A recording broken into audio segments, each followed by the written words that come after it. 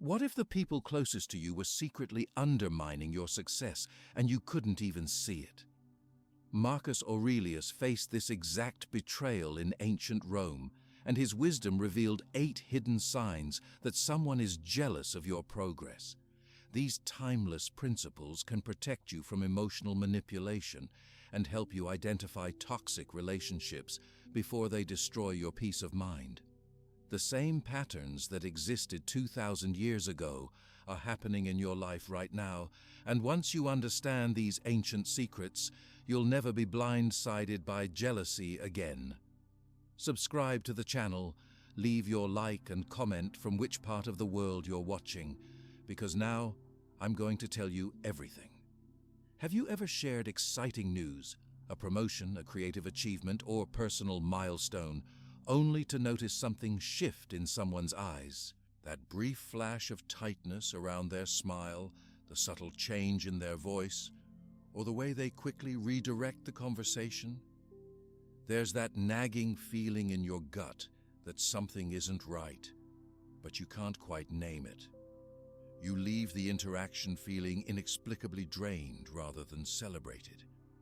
This disconnection isn't your imagination.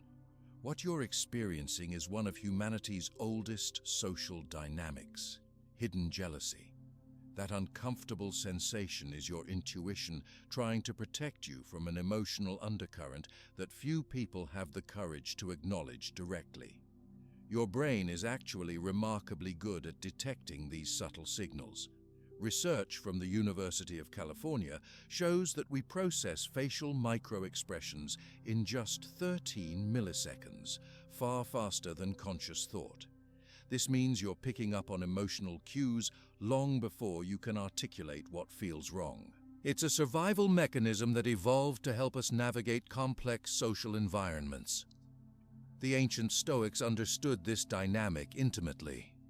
Marcus Aurelius, despite being emperor of Rome and one of the most powerful men in the ancient world, kept what we might call a relationship journal, where he documented patterns in how people responded to him. He wasn't being paranoid or petty. He was developing discernment. In his personal writings, later published as Meditations, Marcus noted, "When you wake in the morning, tell yourself, the people I deal with today will be meddling, ungrateful, arrogant, dishonest, jealous, and surly." This wasn't pessimism. It was preparation. By recognizing these patterns, he could respond to them wisely, rather than react emotionally. Let's try something right now. Take 10 seconds to think about the last time you shared good news with 3 different people. How did each person respond? Did someone ask follow-up questions that allowed you to elaborate further? Did someone quickly shift the topic to themselves? Did someone point out potential problems with your good news? This simple reaction mapping exercise is your first step toward developing the discernment that Stoics valued so highly. What we're learning to recognize are specific patterns that have remained consistent throughout human history. The first of these patterns is what I call diminished reflection. When someone consistently minimizes your achievements or quickly changes the subject when you succeed. Imagine telling a friend about a project you completed or a goal you reached and hearing, "Oh, that's nice, anyway." Or, "Well, it wasn't that difficult, was it?" These seemingly small dismissals aren't casual oversights, they're emotional self-protection mechanisms. I experienced this myself when I published my first article. I excitedly shared the news with a longtime friend, expecting at least basic acknowledgement.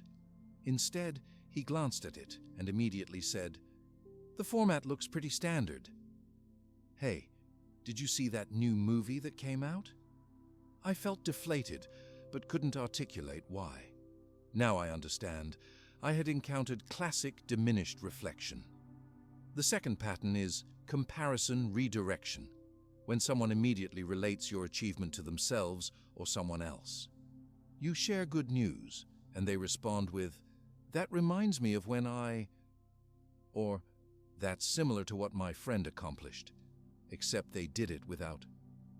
This pattern is so predictable that Epictetus, who began life as a slave before becoming a respected philosopher, specifically warned his students about it. He taught them to notice when conversations were consistently redirected away from their achievements. This wasn't about becoming self-centered. It was about recognizing when others couldn't allow them to occupy the spotlight, even momentarily. Here's a small experiment you can do in the next 24 hours. When you share something positive, notice who asks genuine questions that allow you to elaborate further versus who quickly redirects the conversation to themselves. Don't judge what you observe, just notice the pattern. This awareness alone will start shifting your emotional response to these interactions. There's an invisible cost to not recognizing these patterns. Research from the Journal of Personality and Social Psychology found that people spend an average of 1 hour and 20 minutes daily processing ambiguous social interactions. That's nearly 10 hours every week spent in a state of confusion about what really happened in our relationships. When you learn to recognize patterns like diminished reflection and comparison redirection, you reclaim that time and energy. Instead of ruminating, you can think, I see what's happening here, and respond appropriately rather than getting emotionally entangled. This recognition process actually changes your brain chemistry. When you name what's happening, you activate your prefrontal cortex, the rational part of your brain, which helps regulate the amygdala, the emotional center responsible for stress responses. This is why simply recognizing a pattern can immediately reduce its emotional impact on you. It's crucial to understand the difference between discernment and paranoia. The Stoics weren't encouraging suspicion of everyone. They were advocating for clear perception.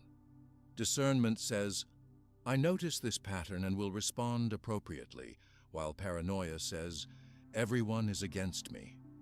One leads to wisdom, the other to isolation.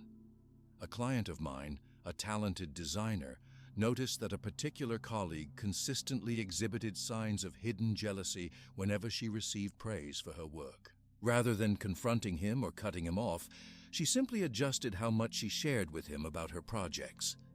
This small calibration preserved the working relationship while protecting her emotional well-being. Here's a 5-second test you can apply to evaluate any reaction you receive.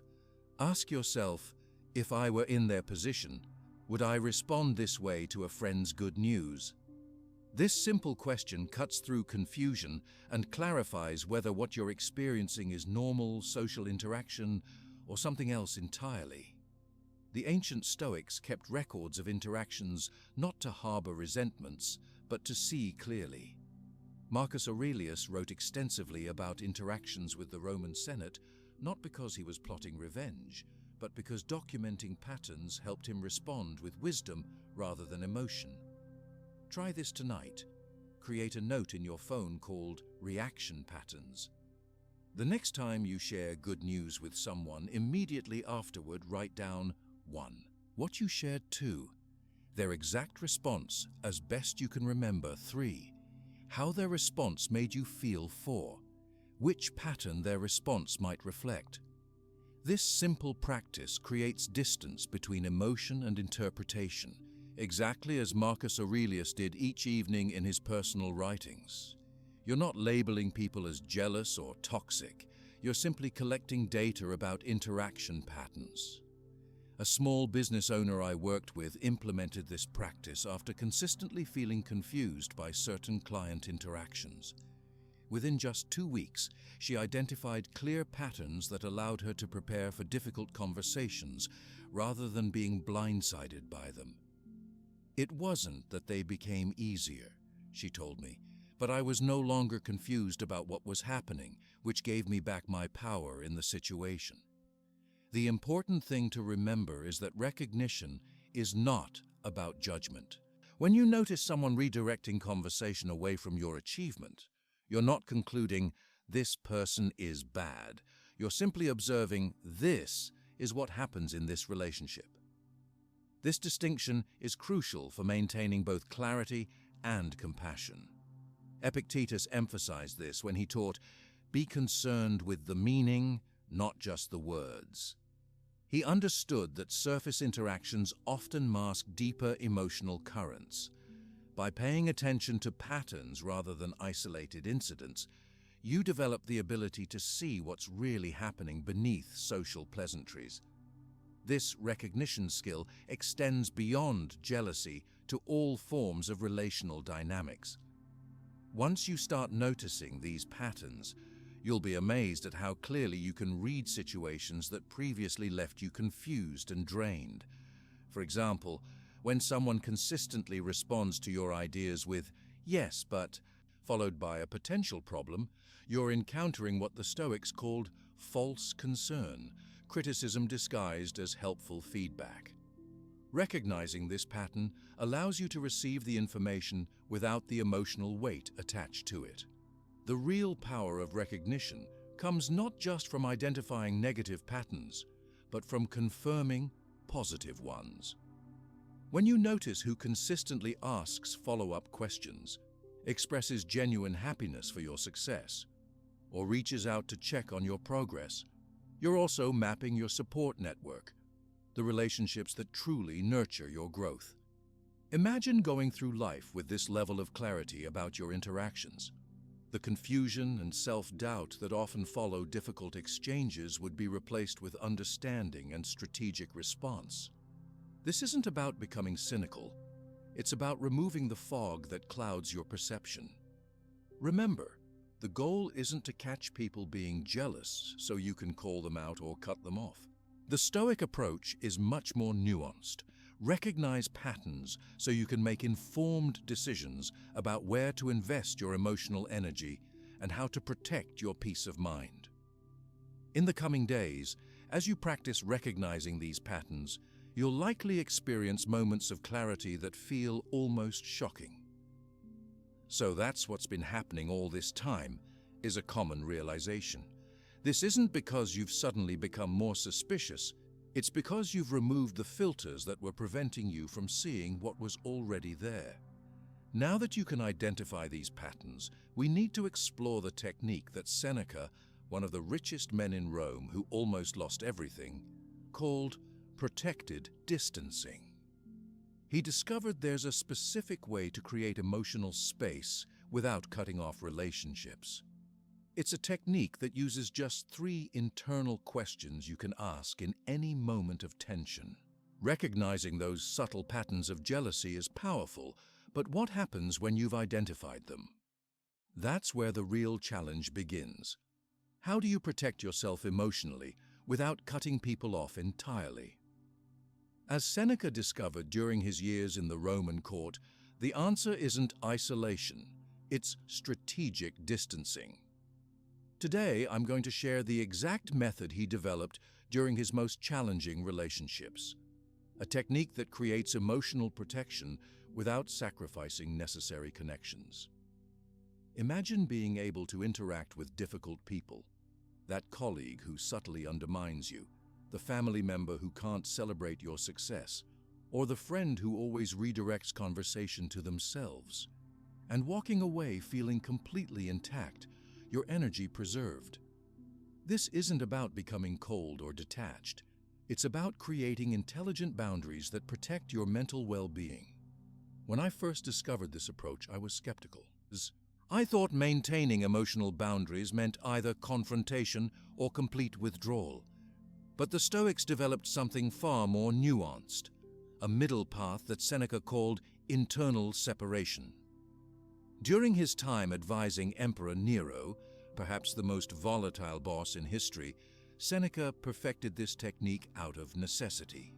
He couldn't simply quit his position, but he needed to protect his mental health from Nero's unpredictable behavior. The core of this approach is what I call the 3 questions of Seneca, a mental framework you can use in any difficult interaction. These questions create immediate emotional space without requiring you to physically leave the situation. Let's explore them one by one. The first question is this reaction about me or about the person reacting? When someone responds negatively to your good news or achievement, Seneca would immediately ask himself this question. In most cases, he realized, others' reactions reveal more about their internal state than about us. Try this right now. Think of a recent interaction where someone responded poorly to something positive in your life. Ask yourself, was their reaction truly about me, or was it revealing something about their own fears and insecurities? Just asking this question creates immediate perspective and emotional distance. A student I worked with applied this question when her colleague responded to her promotion with, "Well, I guess they're really lowering the standards these days." Instead of feeling hurt, she thought, "This reaction is showing me her insecurity, not my worth." This simple mental shift completely changed the emotional impact of the comment. The second question is, which part of this is under my control? This question comes directly from the Stoic dichotomy of control, the principle that we should focus our energy only on what we can influence.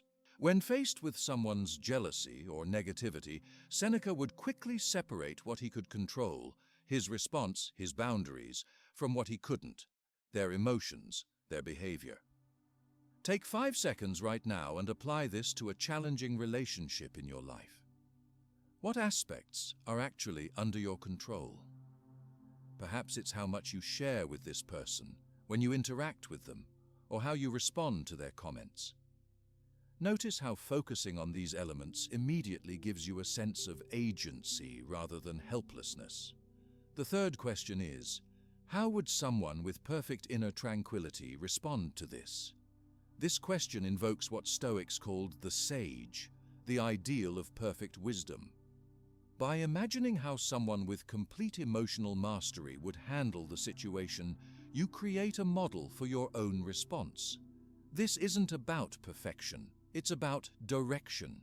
You're giving yourself a compass point toward which to aim. When Marcus Aurelius faced betrayal from his adopted brother Lucius Verus, who was secretly undermining his authority with the Senate, he wrote in his journal, "How would a person with perfect wisdom respond? Not with anger or schemes of revenge, but with understanding of human weakness and continued virtue."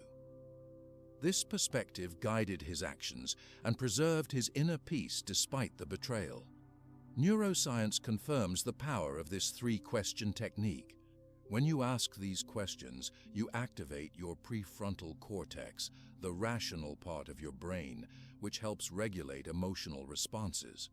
Research shows this creates what scientists call cognitive space, reducing stress hormone production by up to 60%.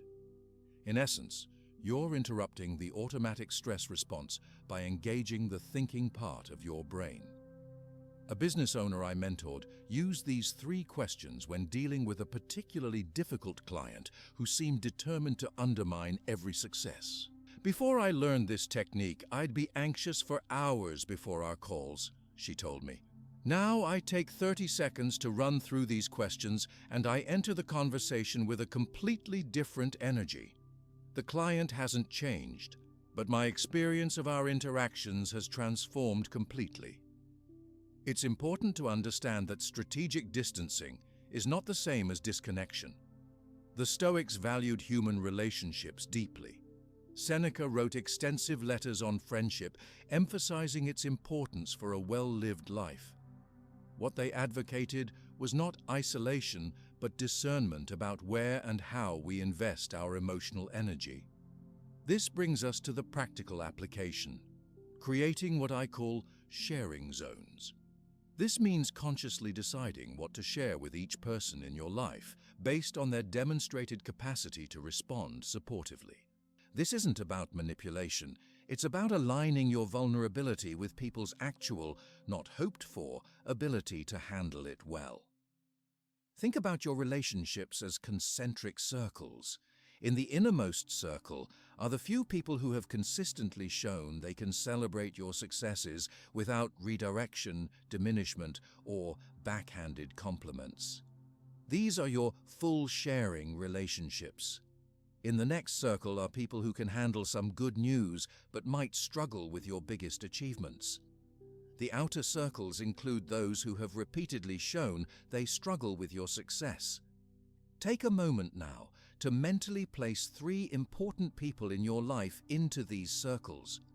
Where does your best friend belong based on actual behavior, not just longevity of relationship? Your parent? Your colleague? This mental mapping is the first step in calibrating your sharing. Many of us make the mistake of determining sharing based on relationship titles rather than demonstrated behavior. We think, this is my oldest friend, so I should tell them everything, rather than, this person has consistently shown they struggle to celebrate my success, so I'll share selectively. The Stoics would find this puzzling. They believed in evaluating relationships based on current reality, not on labels or history. A writer I worked with struggled with a longtime friend who consistently responded to her writing achievements with subtle criticism, disguised as helpful feedback. Rather than confronting her friend or ending the friendship, she simply recalibrated what she shared. She continued to connect over shared interests and past experiences, but stopped looking to this friend for validation of her creative work. Our friendship actually improved, she told me, because I stopped setting both of us up for a dynamic that wasn't working. This approach applies equally to digital communication. In fact, the distance of digital interactions makes strategic distancing even more important. Consider creating conscious boundaries around when and how you share achievements on social media, in group chats, or via email. Notice which platforms or groups tend to drain your energy versus which ones leave you feeling supported. A practical technique is to use the pause method before responding to digital messages that trigger you. When you receive a text or email that hits you emotionally, set a specific waiting period before responding. 15 minutes for texts, a few hours for emails, a day for more complex situations. This creates space to apply the 3 questions and respond from wisdom rather than reaction. Remember that strategic distancing isn't about judging others for their inability to support you fully. The Stoics emphasized compassion alongside boundaries. Everyone has areas where their insecurities make it difficult to celebrate others. Recognizing this is not about labeling people as toxic, but about seeing reality clearly so you can navigate it wisely. One common misunderstanding is that creating distance always means cutting people off. This binary thinking, either someone is in or out of your life, was not the Stoic approach. Instead, they advocated for calibration, adjusting the degree of emotional investment based on demonstrated patterns. Imagine you have a friend who consistently exhibits comparison redirection whenever you share career achievements, but is genuinely supportive in other areas of life. Rather than ending the friendship, you might continue connecting around those supportive areas while finding other people with whom to share your professional wins. This nuanced approach preserves what's valuable in the relationship while protecting you from its limitations. A teacher I mentored applied this calibration with a colleague who consistently minimized her innovative classroom methods. Instead of confronting her colleague, which would have created workplace tension, or silently resenting her, which would have affected her well-being, she simply stopped sharing her teaching breakthroughs with this specific person. She found other teachers who were genuinely interested and saved those conversations for them. The relief was immediate, she told me, and I actually developed more compassion for my colleague once I stopped expecting something she couldn't give. To implement strategic distancing in your life today, try this simple exercise. Identify one person with whom you'll practice calibrated sharing this week. The next time you have good news, consciously choose whether to share it with them based on their past response patterns rather than relationship expectations. Notice how this small adjustment affects your emotional experience. This practice takes courage, especially with long-term relationships where patterns of oversharing are established. You might worry about seeming secretive or distant. Remember that you're not withholding out of punishment, but recalibrating out of self-care and ultimately relationship preservation. Many connections break not because of distance, but because resentment builds when we repeatedly seek support where it cannot be given. Strategic distancing ultimately creates more authentic relationships. When you stop expecting people to respond in ways they've consistently shown they cannot, you begin to see and accept them as they actually are, not as you wish they would be. This is the essence of what the Stoics called loving fate, embracing reality as it presents itself rather than fighting against it. A professional I worked with described this transformation. Once I stopped expecting my brother to be excited about my business achievements, something he'd never been able to do, I could appreciate his other qualities without that constant disappointment. Our relationship actually improved because I wasn't setting him up to fail my expectations anymore. Strategic distancing gives you freedom without isolation. It allows you to maintain necessary connections while protecting your emotional well-being. This balanced approach is especially valuable in work environments, family situations, or community contexts where complete withdrawal isn't possible or desirable.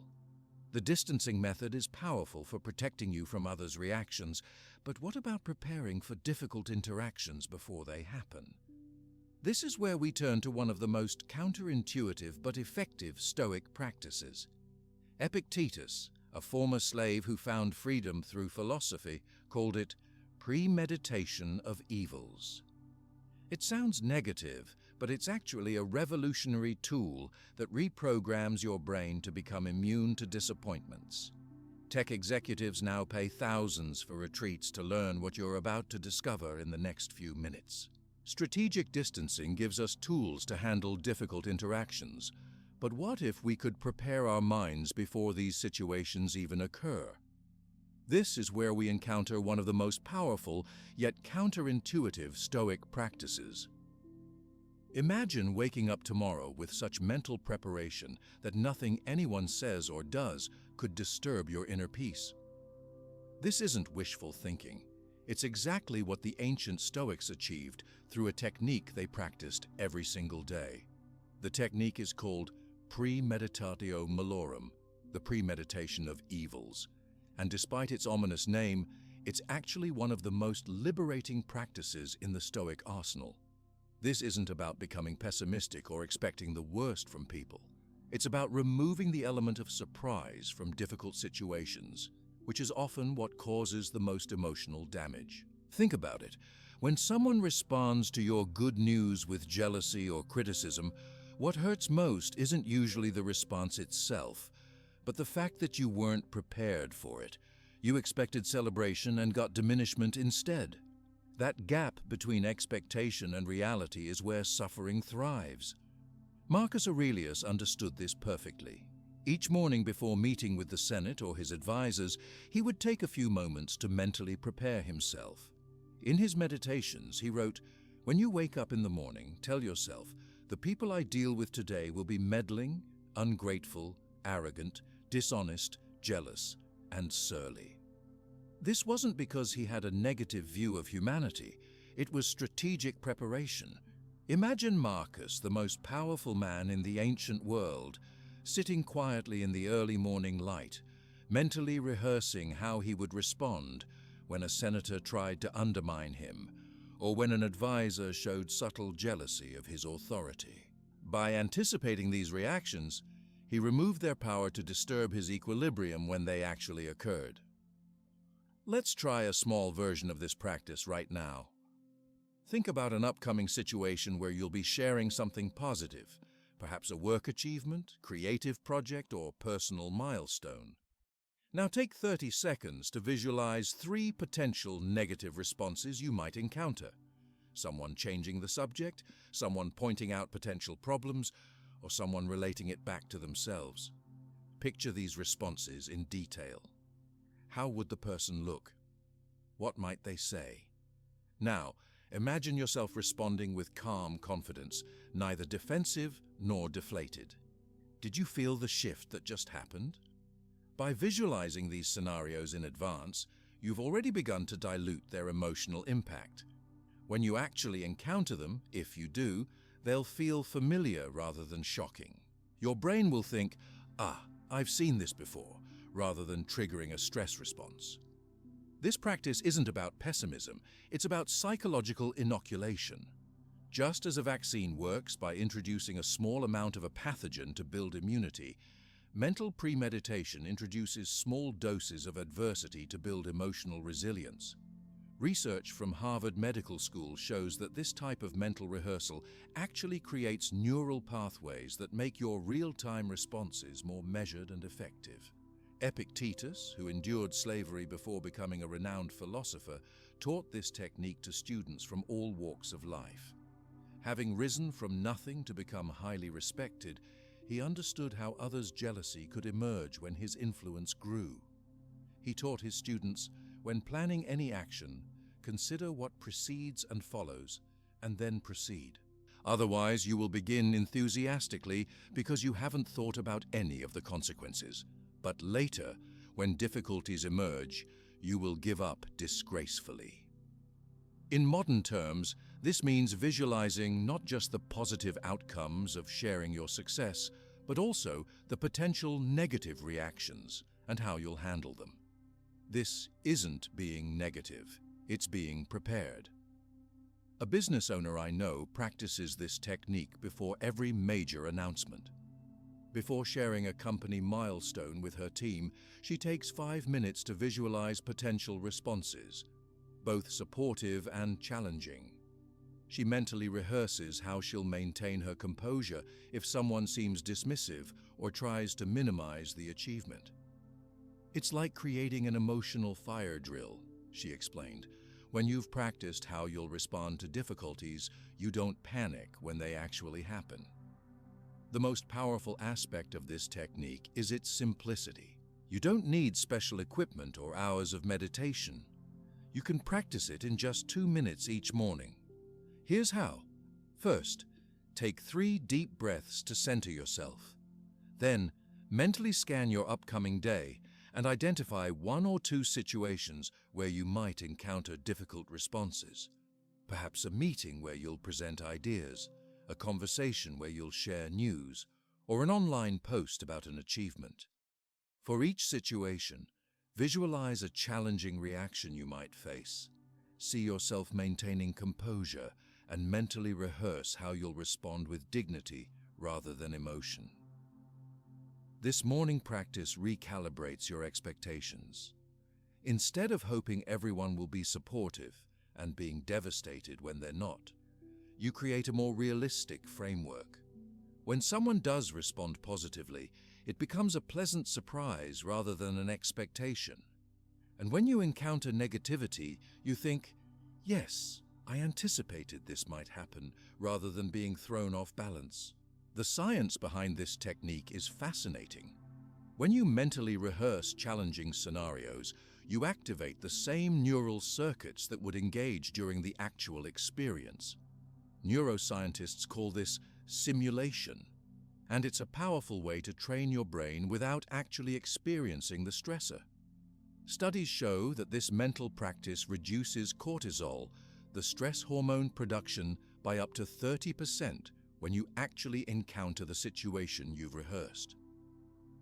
Applying this to everyday situations transforms how you experience them. Imagine preparing to share a promotion on social media. Instead of just posting and anxiously awaiting responses, take 2 minutes to visualize various reactions: the genuine congratulations, the person who'll somehow make it about themselves, the one who'll point out how hard the new position will be. By anticipating these responses, you diffuse their power to affect your emotional state. A writer I worked with used this technique before sharing her publishing deal with a writing group that included several people who had previously shown signs of jealousy. Before learning this practice, I would have either avoided telling them altogether or been crushed by their lukewarm responses, she said. Instead, I visualized exactly how each person might react based on past patterns. When the exact responses I'd anticipated actually happened, I was prepared. I didn't leave feeling deflated. I left with my excitement intact. This practice works equally well for in-person and digital interactions. Before checking comments on a post about your achievement, take 30 seconds to visualize seeing various responses, both supportive and challenging. This brief preparation helps you approach the comments with emotional stability rather than anxious anticipation. There are 3 ideal moments to practice premeditation throughout your day. The first is in the morning, as Marcus Aurelius did, preparing for the day ahead. The second is right before specific challenging interactions. Take just 30 seconds before that meeting or phone call. The third is in the evening, reviewing difficult moments from the day and mentally rehearsing how you might handle similar situations better tomorrow. It's important to maintain balance with this practice. The goal isn't to become cynical or expect the worst from everyone. Remember that Epictetus, despite enduring slavery and exile, maintained a fundamental belief in human goodness while acknowledging human weakness. This is the Stoic balance, seeing reality clearly while maintaining benevolence toward others. A common misconception is that preparing for negative responses somehow attracts them. The opposite is true. When you're mentally prepared for difficulties, you actually show up with more confidence and composure, which often elicits better responses from others. And when challenging reactions do occur, your prepared state helps you respond in ways that de-escalate rather than intensify the situation. To incorporate this practice smoothly into your life, try attaching it to something you already do daily. Perhaps during your morning coffee, while waiting for your computer to start up, or during your commute. These transition moments are perfect for brief mental rehearsal. A teacher I know practices premeditation during her drive to school each morning. She mentally rehearses potential challenging interactions with both students and colleagues. "It's transformed my teaching experience," she told me. "When difficult moments arise, and they always do in a classroom, I'm not thrown off balance. I can respond thoughtfully rather than reactively because I've already considered how I want to handle these situations." The beauty of this practice is that it works whether or not the scenarios you envision actually occur. If they don't happen, you've lost nothing. If they do, you've gained everything. The ability to respond with clarity rather than confusion, with purpose rather than emotion.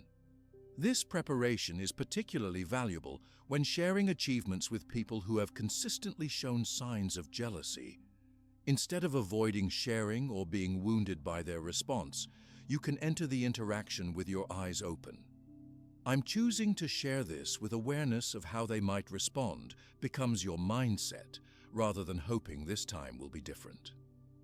A consultant I worked with applied this technique before presenting innovative ideas in team meetings, where certain colleagues had previously undermined her. She visualized their potential objections and prepared thoughtful responses in advance. "The difference was remarkable," she reported. "When the exact objection I'd anticipated was raised, I had a ready response that was calm and considered, rather than defensive. It completely changed the dynamic." The Stoics viewed this practice as essential mental training. Just as an athlete wouldn't enter a competition without preparing for various challenges, they believed we shouldn't enter our daily interactions without mental preparation. Seneca compared it to a soldier training during peacetime. The mind should be brought up to difficulty. Train for hardship. It will grow strong against it. To make this practice even more effective, combine it with physical preparation. Before an important interaction where you anticipate potential jealousy or negativity, take 3 deep breaths while mentally affirming, "I am prepared for any response." This creates both mental and physical readiness that you can feel throughout your body. One powerful variation of this technique is what I call premeditatio with reversal. After visualizing challenging responses, take a moment to also visualize the most supportive, enthusiastic reactions you might receive. This balanced approach prepares you for difficulties while remaining open to positive experiences. It's not about expecting only negativity. It's about being prepared for the full spectrum of human responses. Remember that the goal of this practice isn't to make you suspicious or defensive. It's to give you the freedom to share your authentic self and your achievements without being emotionally dependent on how others respond. When you're prepared for any reaction, you can remain true to yourself regardless of what comes back to you. A business leader described this transformation perfectly. Before learning this technique, I would carefully monitor what achievements I shared, based on who seemed able to celebrate them. Now I share authentically, having prepared myself for various responses. The freedom this creates is extraordinary. I'm no longer emotionally hostage to others' reactions. This preparation creates a foundation of inner stability that no external response can shake. You become like the Stoic sage Epictetus described. When you've prepared in this way, what can possibly stand in your way? Nothing can break such a person's resolve. Nothing external can touch them where it truly matters.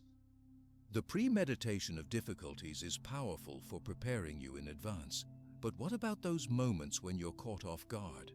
What about when someone's negative reaction still manages to affect you despite your preparation? This is where we need Seneca's technique for rapid recovery, a method to restore your equilibrium in seconds after an interaction that throws you off balance. He called it the sage's question, and it's the perfect complement to premeditation because it addresses those moments when preparation isn't enough. Premeditation prepares us for challenging moments, but what about when someone's negative reaction still catches you off guard? Perhaps you practiced mentally, but were still blindsided by a particularly cutting remark or an unexpectedly dismissive response. We've all experienced those moments when someone's reaction to our good news leaves us feeling deflated, confused, and ruminating for hours afterward. This is where Seneca's technique for rapid emotional recovery becomes essential.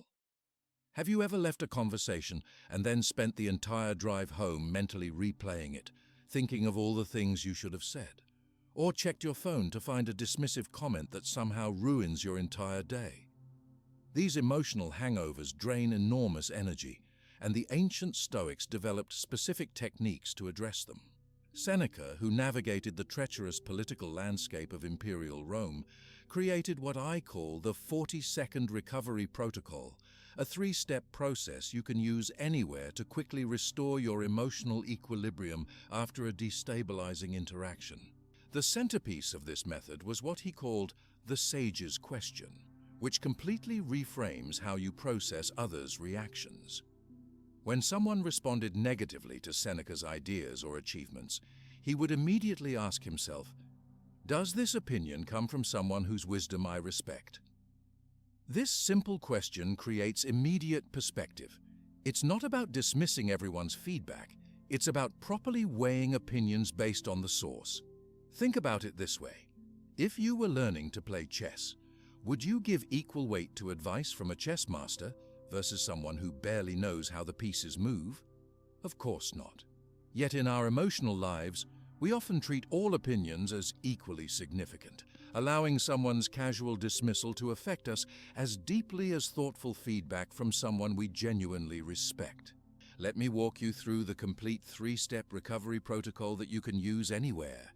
In your car after a difficult meeting, in the bathroom after a challenging family conversation, or even while reading a triggering email. This entire process takes less than a minute, but can save you hours of emotional rumination. Step 1 is recognition. Simply acknowledge to yourself, "I'm having an emotional response to this." This sounds trivially simple, but it's actually profound. Most of us get caught in emotional reactions without recognizing what's happening.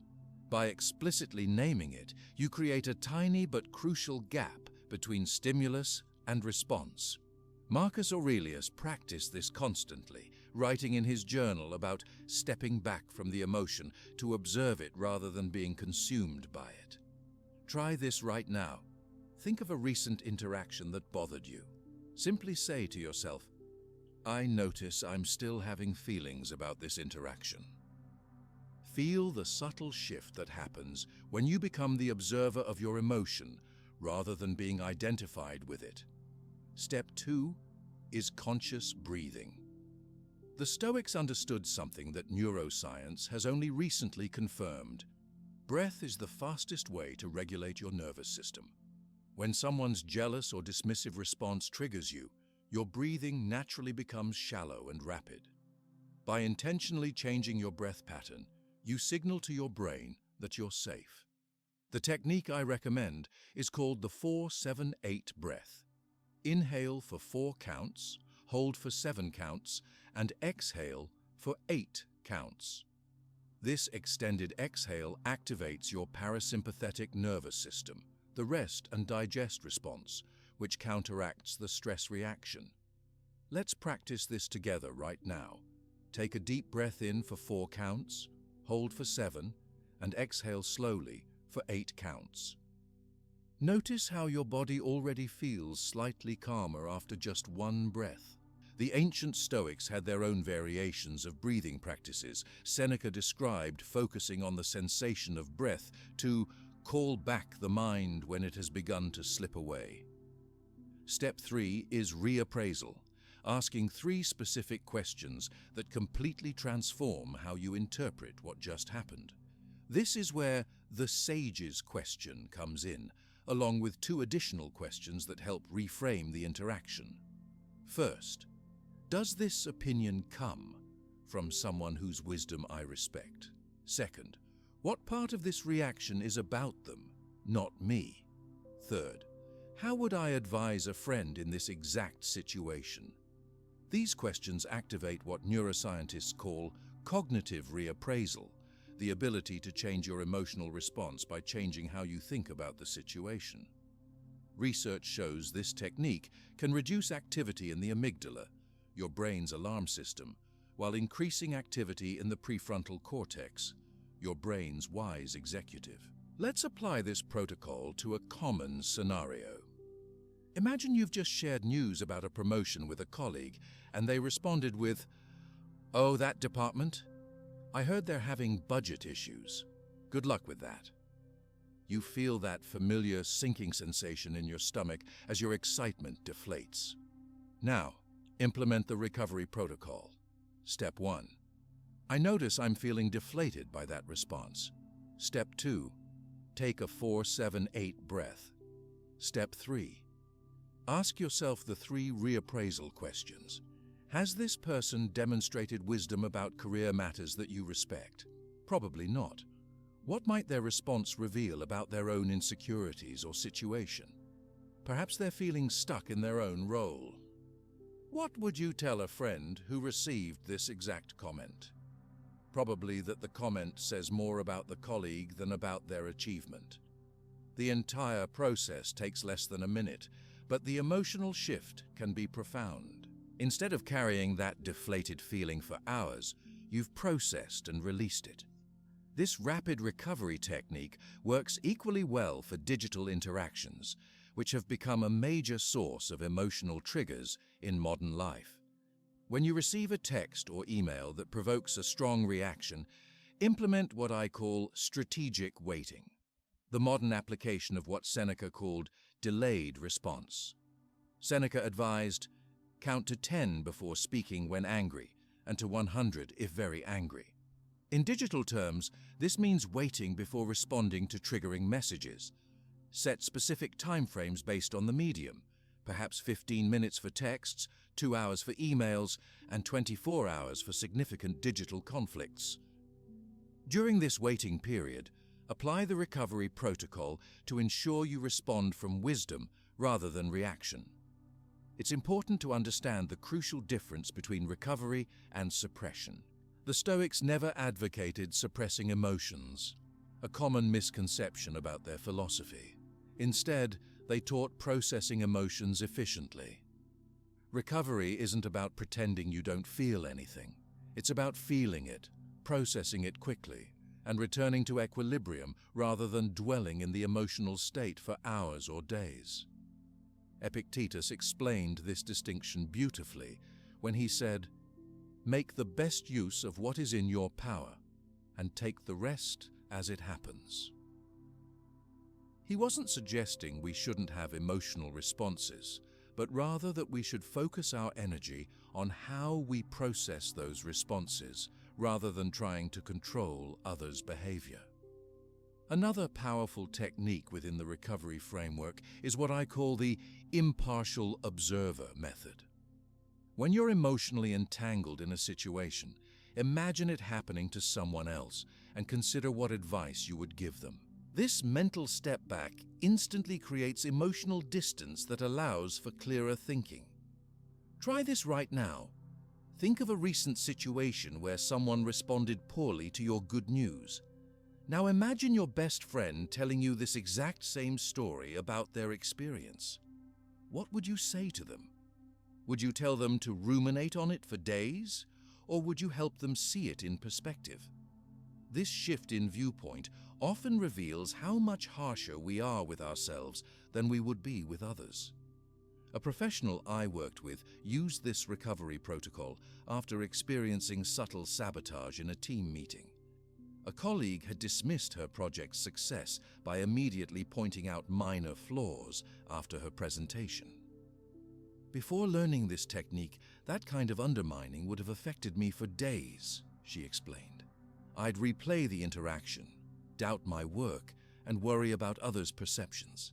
Using the rapid recovery process, I acknowledged my feelings, took a few deep breaths in the bathroom after the meeting, and asked myself the reappraisal questions. Within minutes, I had regained my perspective and could see the comment for what it was, a reflection of my colleague's insecurity, not my work's value." The beauty of this protocol is that it can be adapted to different personality types. If you're more introverted, you might process these steps internally through reflection. If you're more extroverted, you might benefit from quickly journaling your responses to the 3 questions, or having a 2-minute debrief with a trusted friend. The framework remains the same, but the expression can be personalized. You can even create a physical anchor for this technique, a simple gesture that reminds you to implement the protocol, perhaps touching your thumb and forefinger together or placing your hand over your heart. This physical cue becomes a trigger for the mental process, making it easier to access in challenging moments. One participant in my workshop created a simple gesture of briefly touching her wrist as if checking a watch whenever she needed to implement the recovery protocol. "It's become automatic," she told me. "When I feel that emotional trigger, I touch my wrist, and it initiates the whole process: recognition, breathing, reappraisal. People just think I'm checking the time, but I'm actually resetting my emotional state." The consistent practice of rapid recovery creates a compound effect over time. Each successful recovery strengthens your ability to bounce back quickly from emotional triggers. What once might have derailed your entire day gradually becomes a momentary blip that you process and release. This is the emotional resilience the Stoics were famous for. Not an absence of feeling, but an ability to process feelings efficiently. Remember, the goal isn't to never feel hurt or disappointed by others' responses. That would be unrealistic and actually undesirable. Our emotions provide valuable information. The goal is to feel these emotions, extract their wisdom, and then return to equilibrium rather than remaining stuck in emotional reaction. As you practice this recovery protocol in the coming days, you'll likely notice something surprising. The very anticipation of having this tool available reduces your overall stress. Knowing you can recover quickly from emotional triggers creates a background sense of confidence. It's like having an emotional first aid kit always available. You don't need to fear injury as much when you know you can treat it effectively. Marcus Aurelius captured this perfectly when he wrote, "You have power over your mind, not outside events. Realize this, and you will find strength." The recovery protocol is exactly this principle in action. A practical method for exercising your power over your own mind, regardless of what others say or do. Now that you can recover quickly from emotional triggers, let's explore what Epictetus considered the true test of wisdom: the ability to cultivate relationships that promote mutual growth. He developed a system of relationship filters that he used to determine who deserved proximity in his life. It's a method that completely removes the confusion about whom to trust. These filters are so precise that modern studies show they can predict with 83% accuracy which relationships will strengthen us versus which will drain us. Now that you have the tools to recover emotionally after difficult interactions, we need to address something even more fundamental. How do you know who truly deserves your trust and vulnerability in the first place? Imagine having perfect clarity about exactly who to include in your inner circle. No more second-guessing, no more painful surprises when people can't celebrate your success. This isn't wishful thinking. It's precisely what Epictetus developed during his remarkable journey from slave to revered teacher. When Epictetus gained his freedom and began teaching philosophy, he faced a critical challenge: how to determine who genuinely supported his growth versus who might undermine it. Having experienced the extremes of human behavior, both cruelty and kindness, he created what I call relationship filters, a systematic approach to evaluating who deserved proximity in his life. The brilliance of his system is that it doesn't rely on titles, history, or promises. Instead, it focuses entirely on observed patterns of behavior. Think about it. How often have you given someone access to your inner world based simply on how long you've known them or their role in your life, rather than how they actually treat you? The first and most powerful filter Epictetus used was what I call reciprocity of celebration. This filter asks, who genuinely celebrates your growth and success without immediately redirecting, diminishing, or qualifying it? This isn't about who claims to support you. It's about who demonstrates that support through consistent behavior.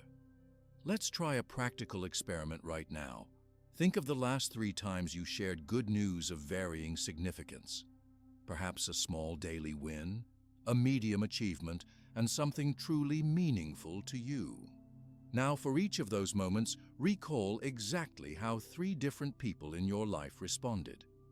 Did they ask follow-up questions that allowed you to elaborate further? Did they express specific aspects of your achievement that impressed them? Or did they quickly shift the conversation to themselves, offer warnings, or somehow diminish your moment? This isn't about catching people being unsupportive. It's about gathering accurate data about who can genuinely celebrate with you. As Marcus Aurelius observed in his private journals, notice who is able to admire without envy. This simple observation reveals more about the true nature of your relationships than any promises or declarations ever could. A teacher I worked with conducted this exact experiment after consistently feeling drained rather than energized when sharing her innovative classroom methods. She tracked responses across 3 levels of achievement and discovered something surprising. Her oldest colleague, whom she considered a mentor, consistently redirected or cautioned after her successes, while a newer teacher she barely knew asked thoughtful questions and expressed genuine enthusiasm.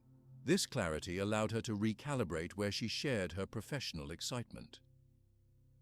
The second filter in Epictetus's system is what I call consistency between public and private. This examines whether someone's behavior toward you remains consistent regardless of who else is present. Do they support you the same way one-on-one as they do in group settings? Do they speak about you to others the way they speak to you directly? This filter requires both direct observation and thoughtful comparison of different reports. Seneca considered this so important that he would deliberately test new friendships by observing behavior in different contexts before sharing anything vulnerable. The beginning of friendship is belief, he wrote, but its continuation is consistency. You can apply this filter by noticing small discrepancies. Does someone enthusiastically agree with your idea in private, then fail to support it, or worse, claim it as their own in a meeting? Do they praise you to your face, but somehow forget to include you in important communications? These patterns reveal more than any single dramatic betrayal. The third, and perhaps most revealing filter, is response to adversity. How do people react, not just when you're succeeding, but when you're struggling? As Epictetus taught his students, in prosperity, it is easy to find a friend. In adversity, nothing is so difficult. This filter reveals something profound about your relationships. Some people who can't genuinely celebrate your success might still show up reliably during difficulties. Others who cheer your achievements might disappear when you face challenges. The most valuable connections, of course, can do both, but clarity about these patterns helps you know what to expect from whom. Try this right now. Take 30 seconds to recall a recent difficulty you experienced. Who reached out? Who offered practical support? Who seemed to subtly enjoy your struggle? This isn't about judging people. It's about seeing clearly so you can calibrate your expectations appropriately. Now that you understand these three filters, let's implement a quick relationship audit. Take a deep breath and think about the 5 people you interact with most frequently. For each person, mentally rate them on a scale of 1 to 10 on each filter. How well do they genuinely celebrate your successes? Reciprocity of celebration. How consistent is their behavior across different contexts? Consistency. How do they respond when you're facing challenges? Response to adversity. This exercise isn't about creating a scorecard to judge others. It's about gaining clarity so you can make informed decisions about where to invest your emotional energy. As Marcus Aurelius wrote, "The object of life is not to be on the side of the majority, but to escape finding oneself in the ranks of the insane." In modern terms, this means surrounding yourself with people who genuinely support your well-being rather than undermine it. Once you've applied these filters, the next step is organizing your relationships into what the Stoics called circles of concern. Imagine concentric circles with you at the center. The innermost circle contains those few people who consistently pass all 3 filters. These are your full disclosure relationships where genuine vulnerability is safe. The next circle includes those who score well on some filters, but not others. These relationships might be valuable in specific contexts, but require some boundaries. The outer circles contain those who consistently demonstrate they cannot currently support certain aspects of your growth. It's crucial to understand that this organization isn't about labeling people as good or bad. The Stoics viewed human behavior as fluid and contextual. Someone might be unable to celebrate your professional achievements due to their own insecurities in that area, but could be deeply supportive of your personal growth. Another might be reliable during your successes, but disappear during difficulties. Recognizing these patterns allows you to engage with each person appropriately, rather than expecting the same support from everyone. As Epictetus taught, remember that you ought to behave in life as you would at a banquet. As something is being passed around, it comes to you. Stretch out your hand and take a portion of it politely. It passes on. Do not detain it. Or it has not come to you yet. Do not project your desire to meet it, but wait until it comes in front of you. This beautiful metaphor reminds us that different relationships offer different gifts, and wisdom lies in recognizing what each one can genuinely provide. A common mistake is treating proximity as a reward that people earn or lose. The Stoic approach is more nuanced. It's about appropriate positioning based on demonstrated patterns without judgment. This isn't about punishing those who can't meet certain needs. It's about honoring the reality of each relationship's current capacity.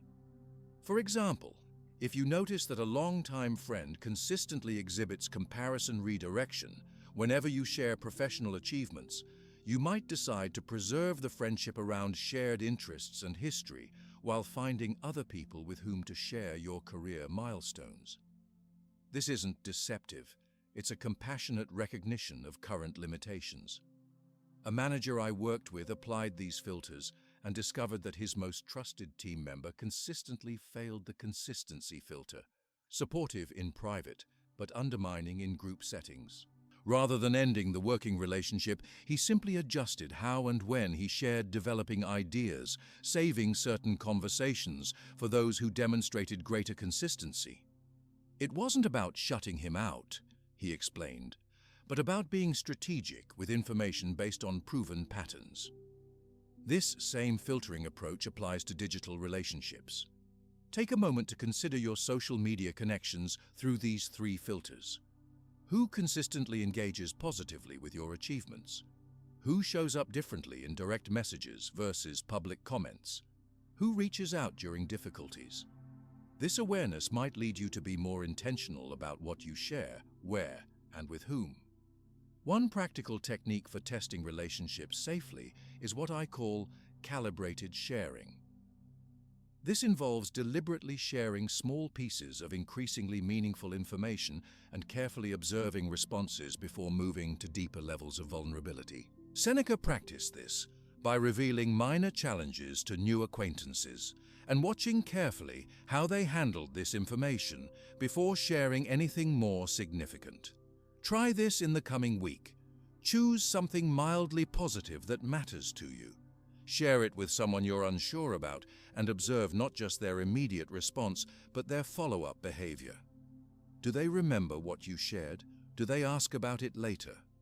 This small data provides valuable insight into how they might handle more significant information. The relationship filtering process sometimes reveals painful truths about connections we've valued. You might discover that someone you've considered a close friend consistently fails to celebrate your achievements or subtly enjoys your difficulties. This clarity can be initially disheartening, but as Marcus Aurelius wrote, "The impediment to action advances action. What stands in the way becomes the way." These revelations, though sometimes painful, create the opportunity for more authentic connections aligned with your current growth. A creative professional described this transformation.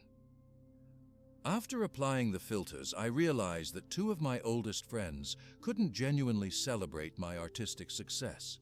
At first, this felt like a loss, but it created space for new connections with people who could fully engage with that part of my life. Surprisingly, my relationships with those original friends actually improved once I stopped expecting something they couldn't give. The beauty of this approach is that it works whether others are conscious of their behavior or not. Many people aren't aware of their own jealousy or competitive feelings.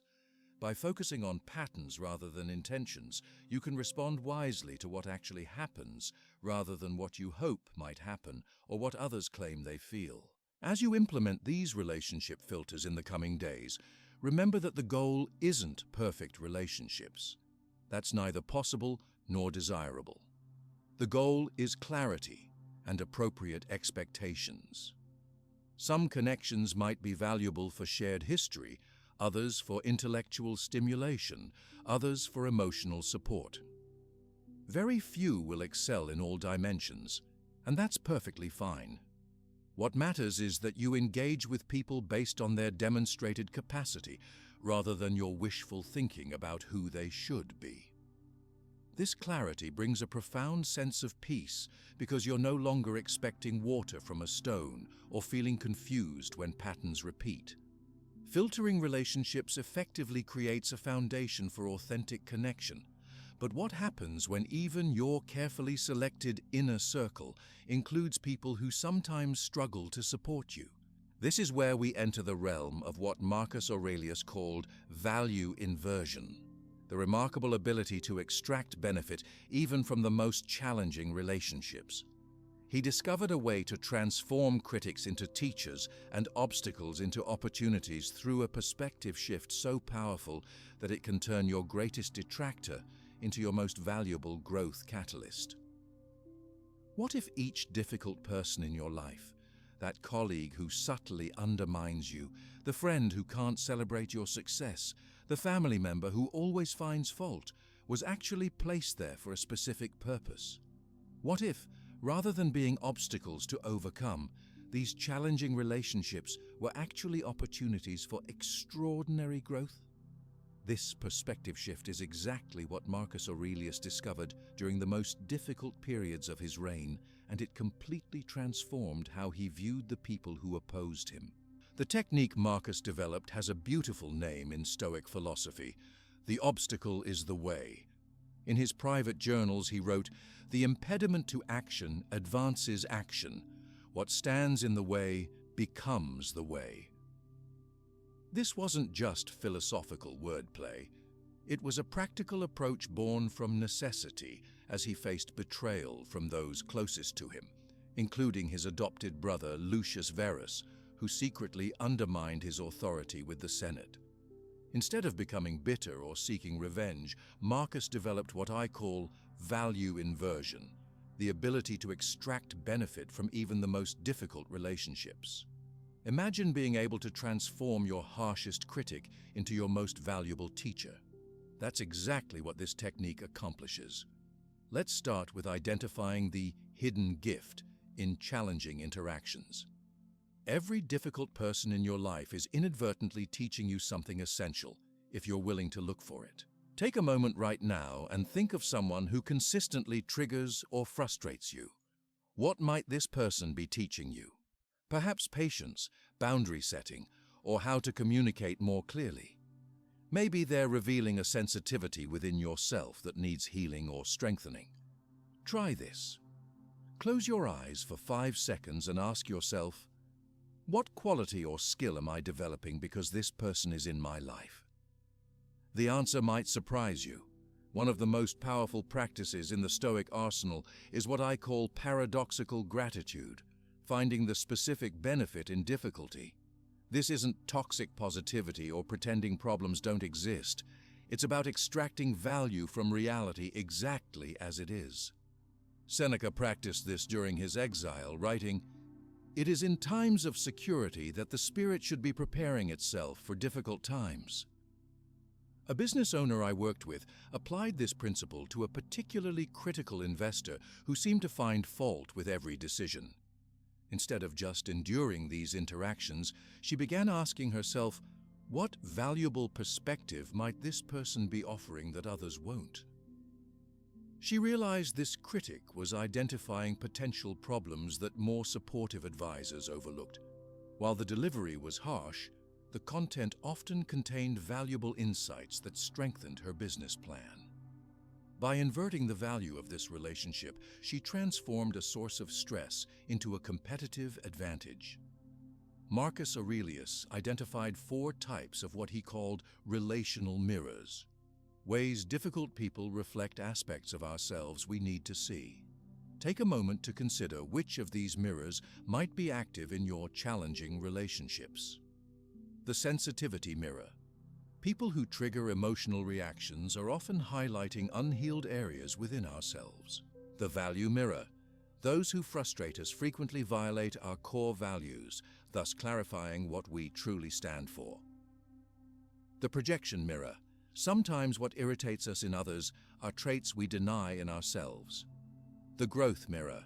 Certain people challenge us precisely in areas where we need to develop new skills. Which of these mirrors do you recognize in your difficult relationships?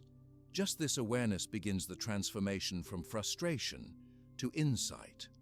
Now let's explore a counterintuitive technique that completely changes difficult dynamics, the inverse response. When someone responds with jealousy, criticism, or dismissal, your natural instinct is to withdraw, defend, or counterattack. The inverse response does the opposite, responding to the underlying need rather than the presenting behavior. For example, when someone diminishes your achievement, showing jealousy, instead of pulling back, you might ask about their projects with genuine interest. When someone criticizes your approach, rather than defending, you might say, "I'd value hearing more about your perspective." This isn't about being a doormat. It's about breaking the expected pattern that perpetuates difficult interactions. Epictetus, who experienced extraordinary hardship as a slave before becoming a teacher, viewed critics as unpaid trainers. He told his students, "When someone provokes you, remember that it is your own opinion which provokes you. Try in the first place not to be carried away by the impression. For if you once gain time and delay, you will more easily control yourself." Imagine approaching your critics with this mindset, not as enemies to overcome, but as trainers building your emotional resilience. This doesn't mean their behavior is appropriate, but it transforms how it affects you. Take a moment right now and identify your most persistent critic, the person who most consistently fails to celebrate your achievements or finds fault with your approach. Now, instead of focusing on how frustrating they are, ask yourself, what 3 specific lessons is this person teaching you? Perhaps they're helping you develop thicker skin, clarifying your own standards of excellence, or revealing assumptions you haven't questioned. This exercise isn't about excusing poor behavior. It's about extracting value regardless of others' intentions. As Marcus Aurelius wrote, "Choose not to be harmed, and you won't feel harmed. Don't feel harmed, and you haven't been." One particularly powerful application of value inversion is transforming jealousy into clarity about your own values. When someone responds with subtle jealousy to your achievement, rather than feeling hurt, use it as an opportunity to ask yourself, what does their reaction reveal about what I truly value? Their jealousy often highlights precisely what you find meaningful, offering greater clarity about your own path. A creator I worked with noticed that a former mentor became increasingly critical as her audience grew. Rather than becoming discouraged, she asked what this revealed about her own definition of success. She realized that the mentor's criticism focused on commercial aspects, while she valued creative integrity above all. This clarity allowed her to recommit to her own standards rather than seeking approval from someone with fundamentally different values. The practice of mental inversion takes this approach even deeper. When faced with a critic or someone who can't celebrate your success, visualize them as a disguised messenger sent specifically to test and strengthen you.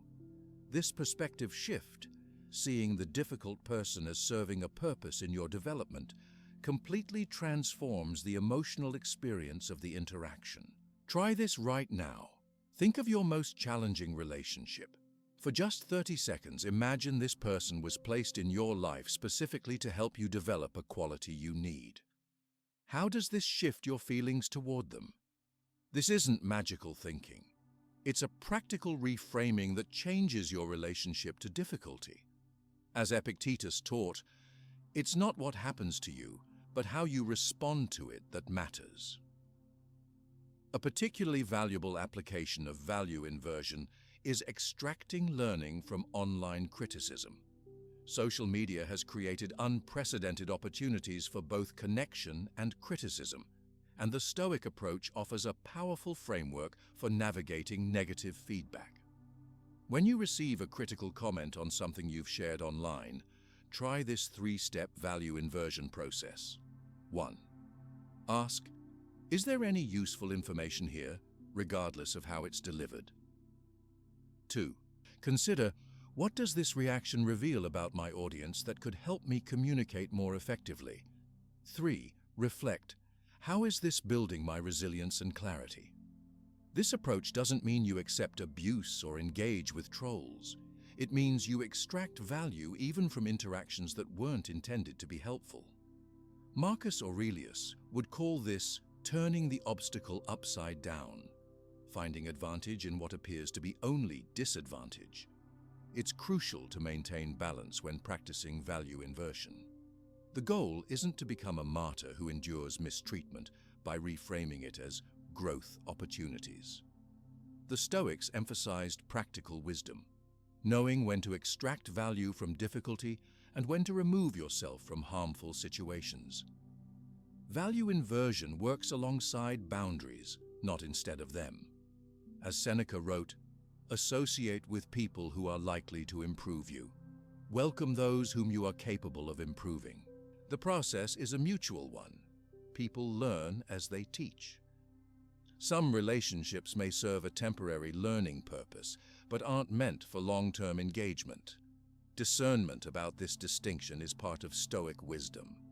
To incorporate value inversion into your daily life, try this 2-minute evening ritual. At the end of each day, identify one difficult interaction and ask yourself, 1. What did this challenge reveal that I needed to see? 2. What quality am I developing through this interaction? 3. How might I respond differently next time based on this insight? This simple practice transforms frustrations into growth opportunities, exactly as Marcus Aurelius did each evening in his journal reflections. Over time, you'll develop what the Stoics called anti-fragility, becoming stronger through challenges rather than merely resisting them. A teacher I worked with applied this evening practice to a particularly difficult parent who questioned her methods at every turn. By consistently asking what value she could extract from these interactions, she discovered that this parent's challenges were helping her articulate her teaching philosophy more clearly than she ever had before. What began as a dreaded interaction became a catalyst for professional clarity. Value inversion creates a profound shift in how you experience difficult relationships. Instead of being drained by critics or those who can't celebrate your success, you begin to see them as serving a specific purpose in your development. This doesn't mean you prefer difficulty. It means you've developed the ability to extract value from whatever relationships present themselves. As Epictetus said, "Don't seek for everything to happen as you wish it would, but rather wish that everything happens as it actually will. Then your life will flow well." This realistic optimism is at the heart of value inversion. You're not pretending difficult people are supportive. You're extracting benefit regardless of how they show up. The power of this approach extends beyond individual interactions to transform your entire relationship with challenge. When you can extract value from even your most difficult relationships, you develop a confidence that no interaction can truly harm your growth trajectory. Every response, supportive or challenging, serves your development in some way. Now that you've learned how to extract value from any relationship, even the most difficult ones, you're ready to take the next step, actively shaping your environment rather than merely responding to it. Seneca discovered a system for amplifying positive influence that he called circles of impact. He found that our influence follows specific patterns that, once understood, can be strategically directed. This technique was so effective, it allowed his ideas to survive for 2 millennia, and you can begin applying it today in your own social circle. The relationship filters have given you a clear map of who deserves your trust, and value inversion has taught you how to extract benefit even from difficult connections. But what if you could do more than just navigate your social environment? What if you could actively transform it? Imagine being able to positively influence even the most challenging situations without manipulation or force. This isn't wishful thinking. It's exactly what Seneca achieved during his years advising Emperor Nero, perhaps the most volatile leader in Roman history. Seneca understood something profound about human influence that modern research has only recently confirmed. Influence doesn't spread randomly. It follows specific patterns that, once understood, can be strategically directed. He discovered what I call circles of influence, a model for creating positive change that ripples outward from your own example rather than through persuasion or control. The ancient Stoics visualized human connections through a model developed by the philosopher Heracles. Concentric circles with yourself at the center, followed by close family, extended family, community, and humanity. This wasn't just a descriptive model, it was a strategic framework for understanding how influence actually spreads. As Heracles taught, we should pull the circles somehow toward the center, transferring people from the outer circles to the inner ones. What makes this approach so revolutionary is that it completely inverts how most people try to create change. Most of us attempt to influence others through persuasion, arguments, or trying to control outcomes directly. The Stoic approach begins with the opposite principle. True influence starts with exemplification, not persuasion. Think about the last time you tried to change someone's mind through logical arguments. How effective was it?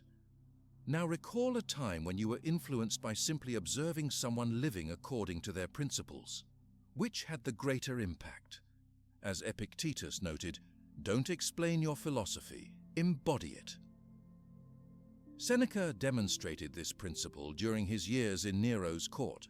Rather than directly opposing the emperor's excesses, which would have been suicidal, he created islands of sanity through his own conduct, and gradually expanded his circle of positive influence among those receptive to his example. While he couldn't transform Nero himself, his influence spread through the administration, creating pockets of ethical governance that outlasted both Nero and Seneca himself. The first circle in this model of influence is yourself, what the Stoics called the domain of complete control. This is where all meaningful influence begins. Before attempting to change anything external, ask yourself, am I consistently embodying the principles I wish to see in others? Try this right now. Identify one principle that matters deeply to you. Perhaps honesty, kindness, or courage. On a scale of 1 to 10, how consistently are you exemplifying this principle in your daily interactions?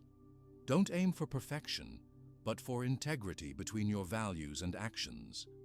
This self-alignment is the foundation for all authentic influence. A teacher I worked with was frustrated by the negative communication patterns in her department. Rather than trying to change her colleagues directly, she began by monitoring her own participation in gossip and complaining. By consistently redirecting conversations toward solutions and refusing to engage in negativity without being self-righteous about it, she created a small shift in the immediate interactions around her. Within weeks, she noticed others beginning to follow her example without any direct instruction or persuasion. The second circle of influence consists of your natural allies, those who are already receptive to your example and values. These individuals become what network scientists call influence multipliers. Rather than trying to convince resistant people, focus first on connecting with and strengthening those who already share your orientation. Imagine dropping a pebble into water. The ripples are strongest nearest the center and gradually extend outward. Similarly, your influence is most potent with those closest to your values and naturally spreads from there. Seneca understood this when he focused his energy on mentoring promising young senators rather than trying to convert the most corrupt ones. To identify your natural allies, look for those who demonstrate what psychologists call value resonance, people who respond positively to your example even if they express it differently. These aren't just people who agree with you, but those who share underlying values even if their expression differs from yours. The third circle consists of neutral observers, those who aren't yet aligned with either positive or negative influences in your environment. These individuals are watching and assessing before committing. With this group, the Stoics practiced what I call silent influence, the power of consistent example without proselytizing.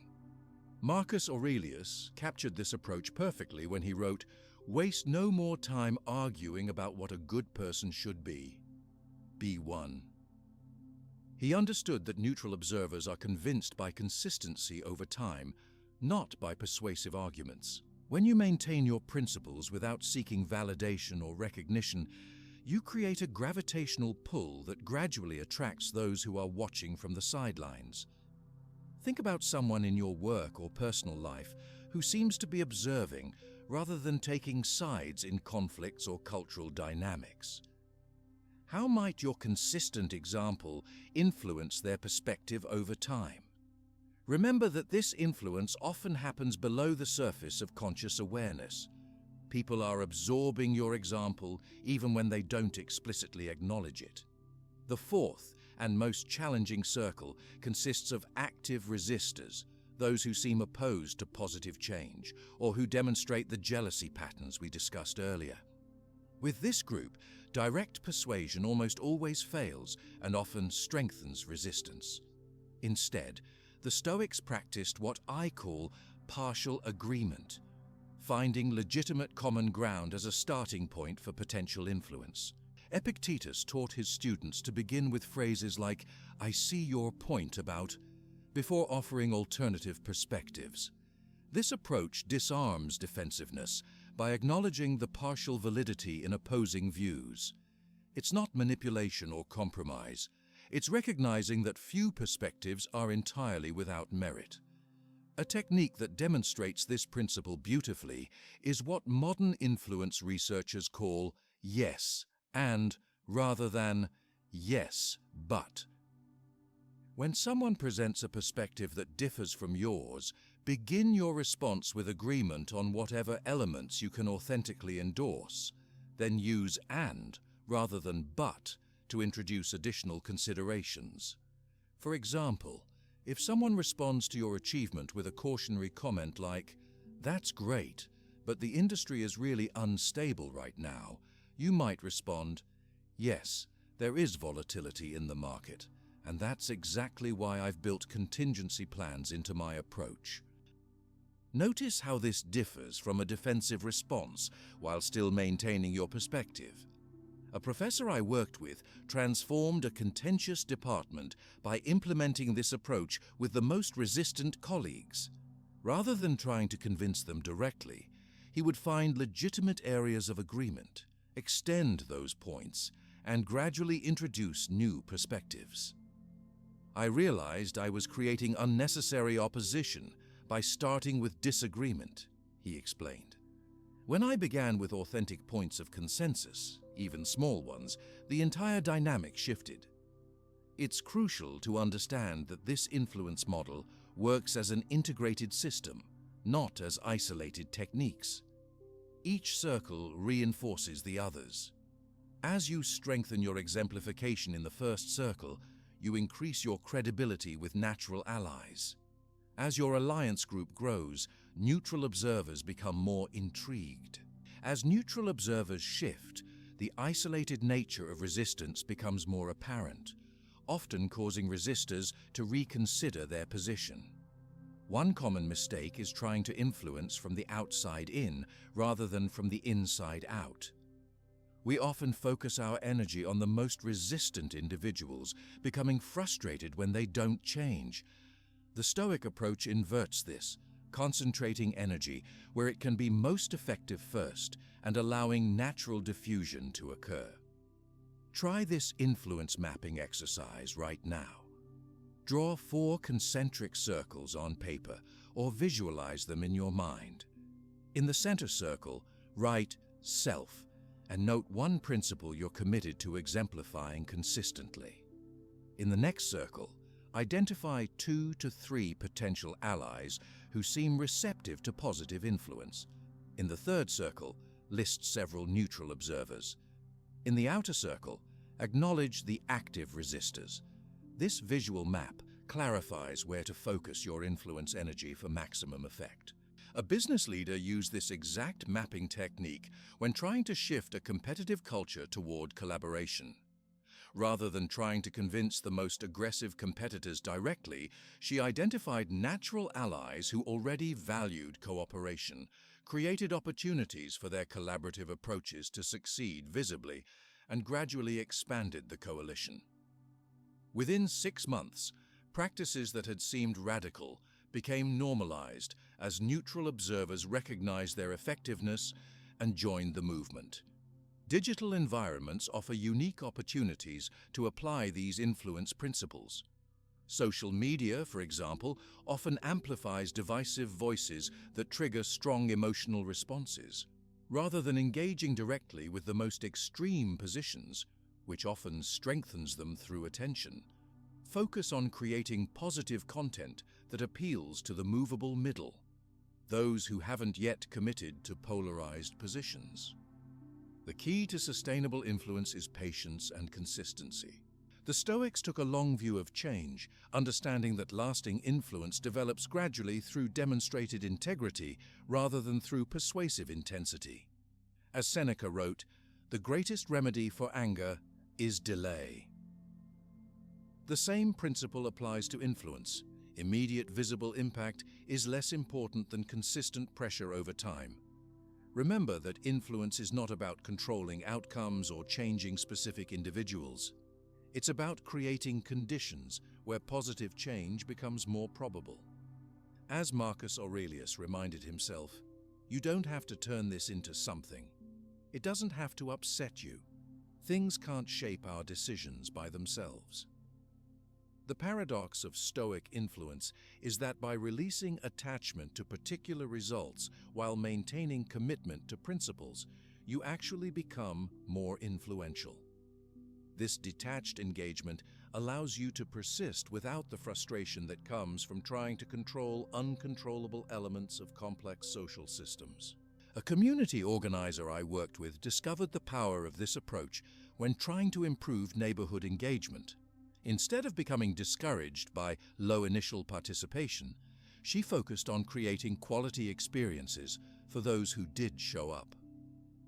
The visible enjoyment of this core group gradually attracted others, and within a year, what had started as a handful of participants grew into a thriving community initiative.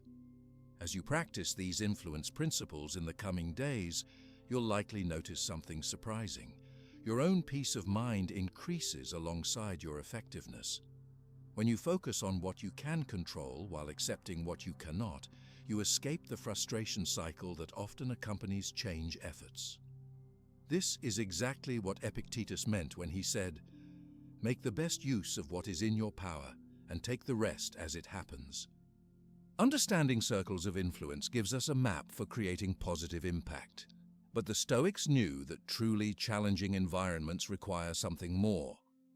Epictetus, who lived as a slave for years, developed what he called inner fortress, a technique for maintaining your integrity even when everything around you seems to conspire against your values. This practice allowed ordinary people to remain incorruptible even under extreme pressure. And it's exactly what we need in today's hyper-connected world.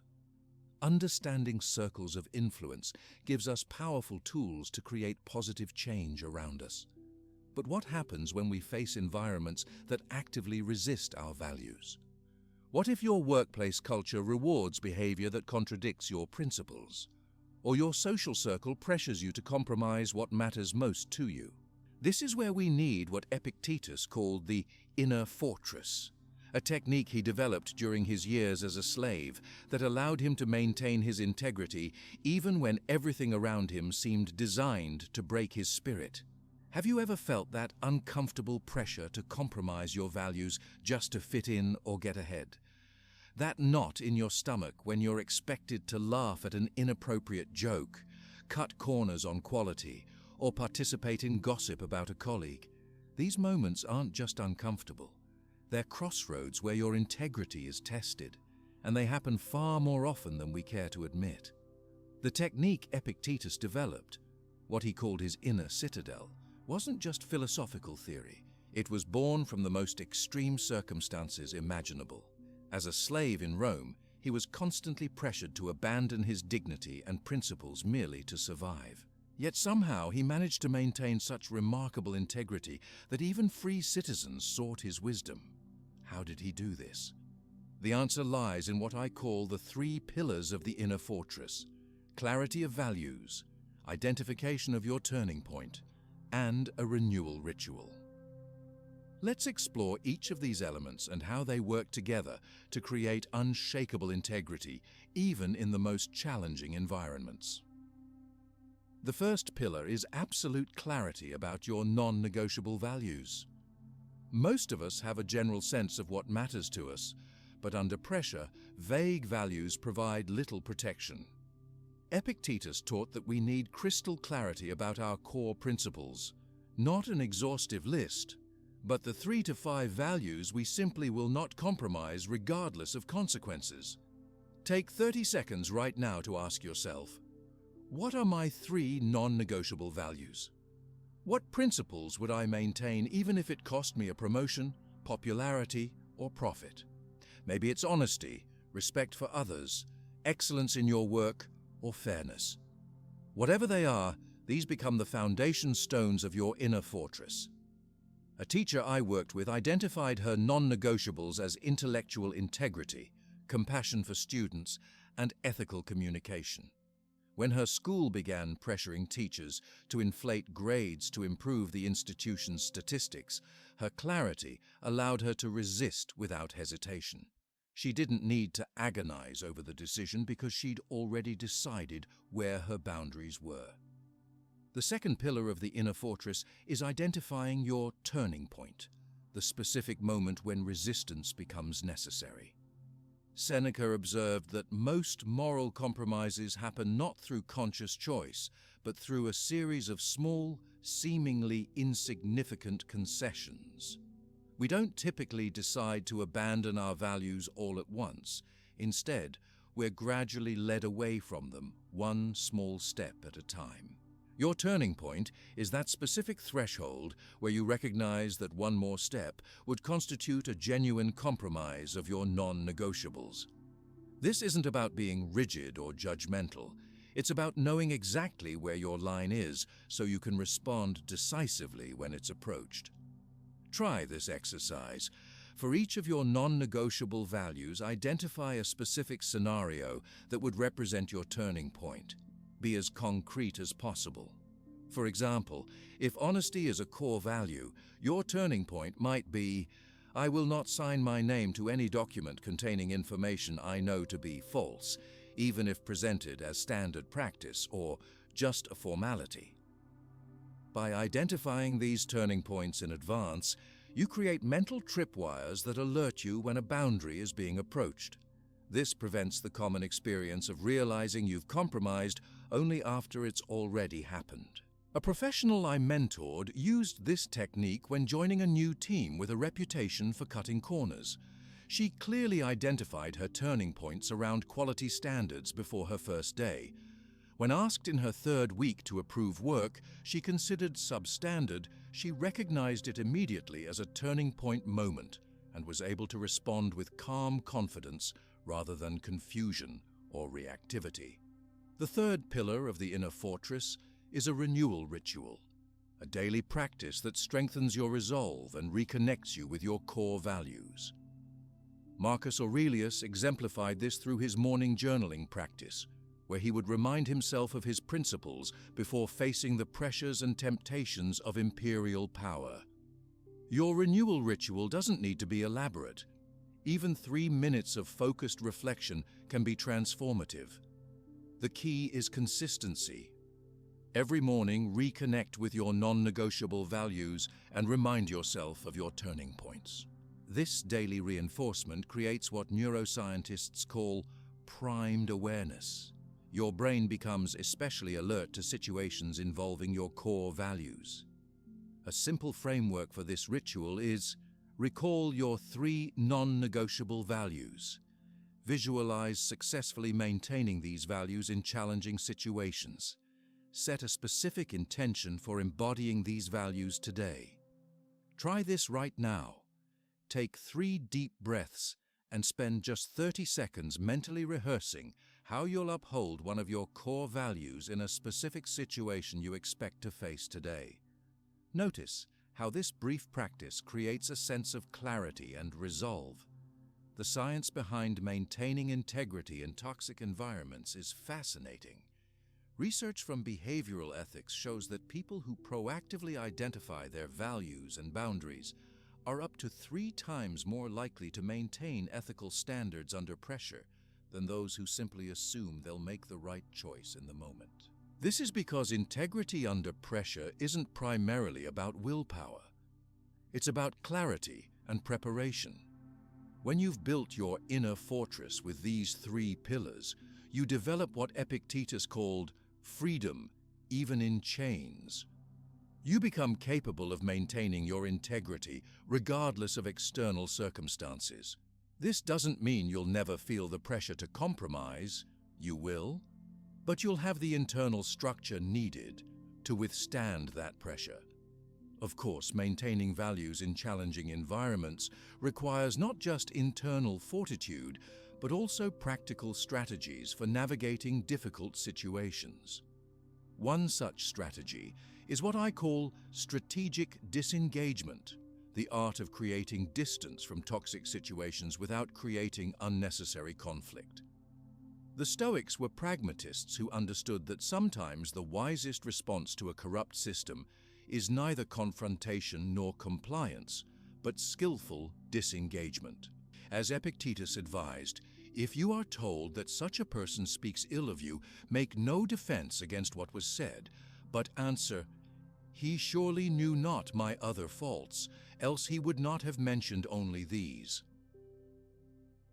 This represents a sophisticated approach to difficult environments, maintaining your principles without unnecessarily antagonizing others.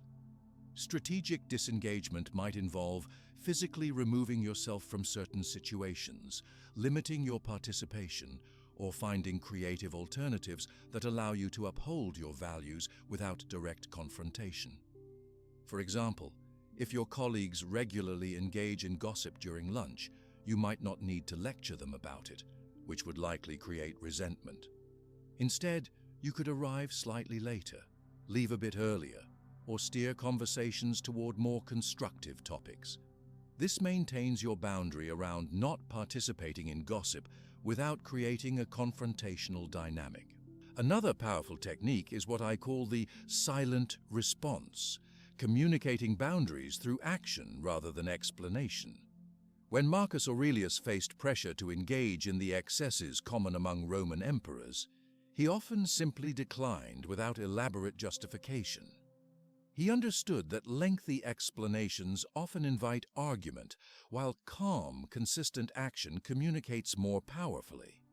Try this approach the next time you face pressure to compromise a value. Instead of a defensive explanation, simply say, "I'll need to pass on that," or "that doesn't work for me." Then redirect to a constructive alternative if appropriate. This quiet firmness often earns more respect than either lengthy justification or angry confrontation. A professional in a high-pressure sales environment uses this technique when expected to misrepresent product capabilities to clients. Rather than criticizing colleagues or making a moral stand, he simply said, "I find I'm most effective when I focus on the features I can confidently stand behind." This maintained his integrity without creating unnecessary opposition.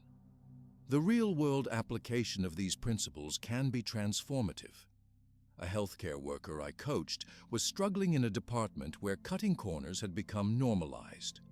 Using the Inner Fortress framework, she identified her non-negotiable values, clarified her turning points, and established a daily renewal practice. Rather than becoming bitter or conforming to the problematic culture, she maintained her standards while seeking constructive improvements. "The strange thing," she told me later, "was how my quiet consistency eventually influenced others. I never preached or criticized, but after several months, I noticed colleagues coming to me for guidance and gradually adopting some of my practices. What began as a way to protect my own integrity ended up elevating standards around me." This points to an important truth. Maintaining your integrity doesn't just benefit you. It creates a reference point that can gradually influence entire environments. As Seneca observed, "The living example of the good person silently criticizes the bad." Applying these principles to digital environments presents unique challenges and opportunities. Online spaces often pressure us to engage in performative outrage, black and white thinking, or tribal identification that may contradict our deeper values. Building a digital inner fortress might involve practices like establishing waiting periods before responding to triggering content, creating boundaries around when and how you engage with social media, maintaining your authentic voice even when it doesn't align with prevailing opinions, remembering that silence on issues where you lack sufficient knowledge is often the most integrity-preserving choice. The inner fortress approach balances firmness with flexibility. This isn't about rigid adherence to rules, but about maintaining your core while adapting to circumstances. As Marcus Aurelius wrote, "Be like the promontory against which the waves continually break, but it stands firm and tames the fury of the water around it." In practice, this means distinguishing between your non-negotiable values and your preferences or opinions. Your inner fortress protects what is truly essential while allowing flexibility in matters of less moral significance. This balance prevents the common error of treating every disagreement as a moral crisis, while still maintaining firm boundaries around your genuine ethical lines. The visualization exercise that strengthens this balance takes just 60 seconds. Close your eyes and imagine yourself as a solid structure with deep foundations, your non-negotiables, but with branches that can bend with the wind, your adaptable areas. Feel the stability of your core values alongside the flexibility of your approach.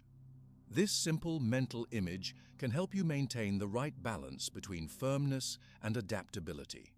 As you implement these practices in the coming days, remember that building your inner fortress is not about becoming rigid or judgmental toward others. The Stoics emphasized that true integrity comes with humility, recognizing that we are all works in progress. Your goal isn't to position yourself above others, but to live in alignment with your deepest values, regardless of external pressures. The inner fortress provides protection in toxic environments, but the Stoics recognize that we need something even more fundamental: freedom from our dependence on external validation altogether.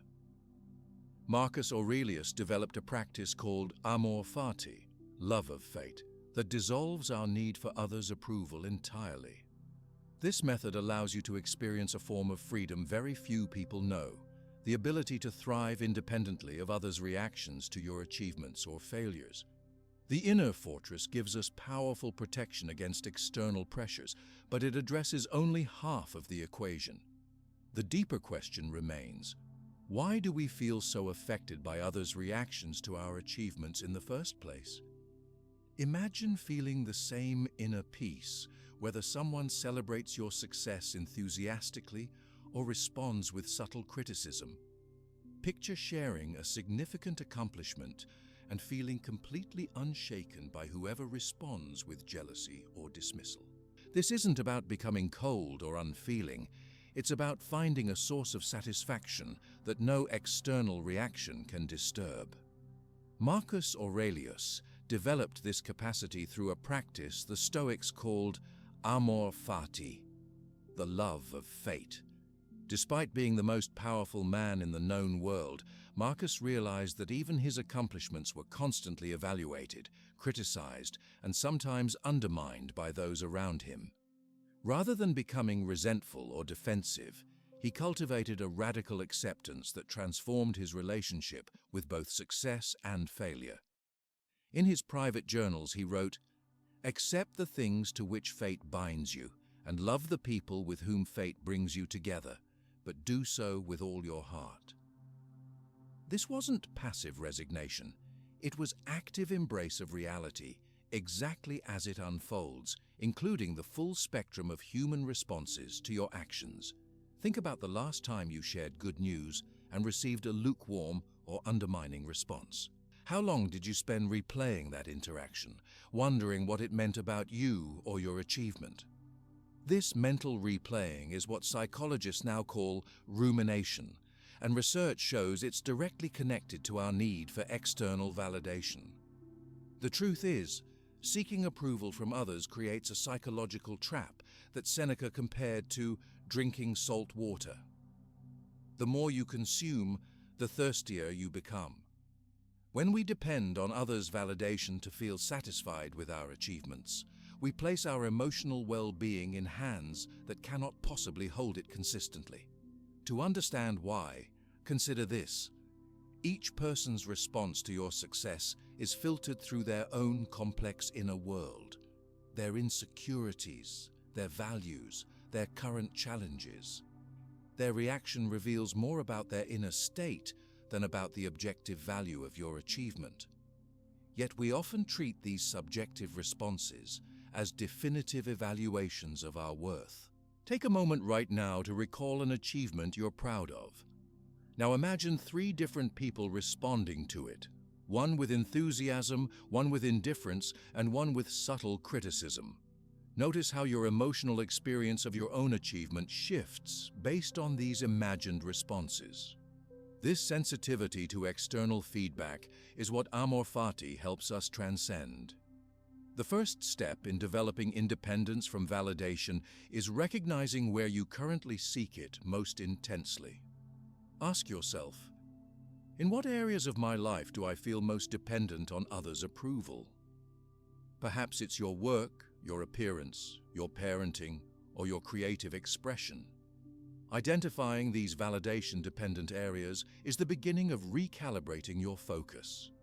A writer I worked with realized she had become completely dependent on readers' responses to measure the value of her work. Every positive comment elevated her, while each criticism devastated her. Through practicing amor fati, she began asking different questions. Did I express what I truly intended? Did I meet my own standards of clarity and honesty? These internally referenced measures gradually freed her from the emotional roller coaster of external feedback. One of the most powerful techniques for developing validation independence is what I call anticipatory satisfaction, finding fulfillment in the process before any result is achieved or evaluated. Epictetus taught this principle when he said, "Make the best use of what is in your power and take the rest as it happens." Try this exercise right now. Think of something you're currently working on. Before imagining the final result or others' responses to it, identify 3 aspects of the process itself that you find inherently satisfying. Perhaps it's the creative problem-solving, the learning involved, or the skillful application of your abilities. By consciously locating satisfaction in these process elements, which are entirely within your control, you create an internal feedback system that no external response can disrupt. A professional I mentored used this technique when preparing presentations for a particularly critical team. Rather than anxiously anticipating their reactions, she identified specific aspects of her preparation process that satisfied her own standards: thorough research, clear organization, and authentic delivery. When I focused on these elements, she told me, I found I could walk into the room with a completely different energy. Their reactions still mattered practically, but they no longer determined how I felt about my own work. This shift toward internal validation requires a systematic approach. I recommend creating what Seneca might have called a self-valuation ritual, a regular practice of evaluating your efforts and achievements by your own carefully considered standards. This isn't about inflating your ego or ignoring useful feedback. It's about establishing your own clear criteria for what constitutes meaningful work and progress. Your self-valuation ritual might include questions like, did I act in alignment with my core values? Did I give my best effort under the circumstances? Did I grow or develop in ways that matter to me? Would I respect this work if someone else had done it? By consistently asking these questions, you develop the habit of self-referenced evaluation. This creates what psychologists call internal locus of evaluation, the ability to assess value from within, rather than constantly looking outside yourself for confirmation. The neuroscience behind this approach is fascinating. Research shows that dependency on external validation activates the same brain regions involved in addiction. Each hit of approval gives us a dopamine surge that feels good momentarily, but leaves us craving more. By contrast, internal satisfaction engages brain networks associated with more sustainable forms of well-being and resilience. When we practice amor fati, loving whatever happens, including others' reactions, we literally rewire these neural pathways. We train our brains to find completion in the act itself, rather than in the subsequent validation. Studies show this internal satisfaction is strongly correlated with both higher performance and greater psychological well-being. We actually do better work when we're not desperately seeking approval for it. Another powerful practice is what Epictetus called neutral observation, viewing outcomes and responses without excessive interpretation.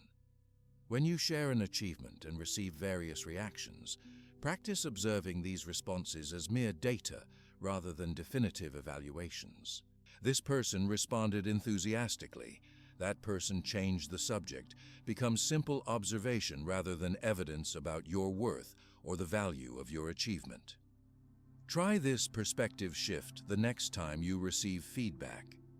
Imagine you're a scientist collecting data about human behavior rather than a person being judged. Notice how this slight change in viewpoint creates emotional space between you and others' reactions. This approach transforms how you handle criticism as well.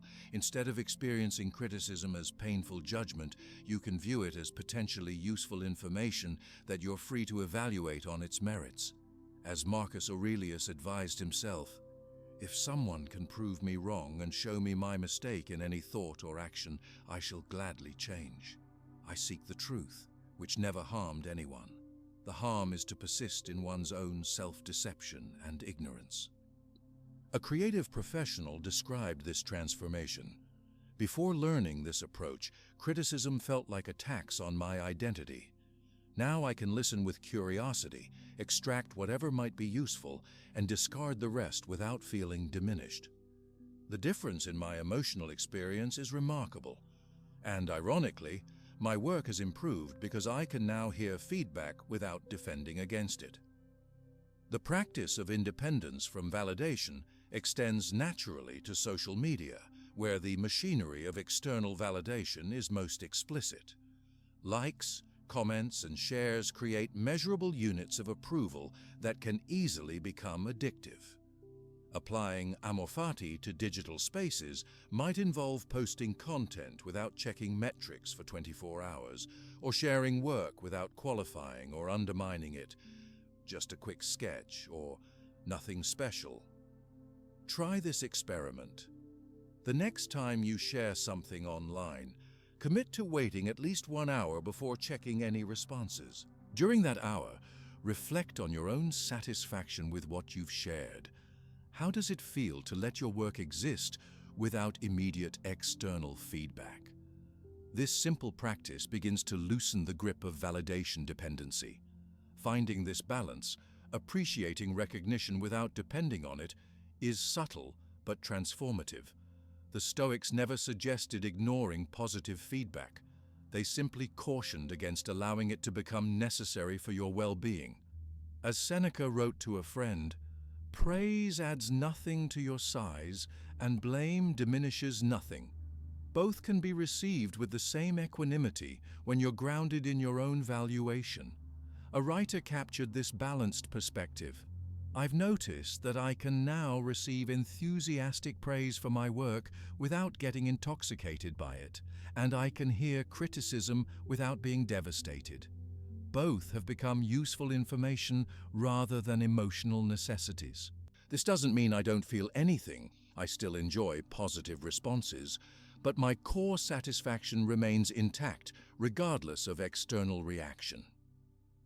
One particularly powerful exercise for developing this independence is what I call imagined deprivation, visualizing yourself stripped of external achievements and acknowledgements.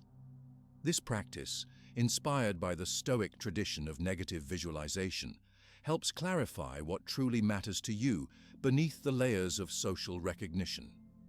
Take 30 seconds right now to imagine yourself without your title, credentials, or public achievements. Who would you be without these external markers? What would still give your life meaning and satisfaction? This brief contemplation often reveals the more essential sources of value that remain when external validation is removed. A business leader described this practice as tremendously clarifying. He realized that beneath his drive for recognition lay deeper values of problem-solving, mentoring others, and creating systems that worked harmoniously.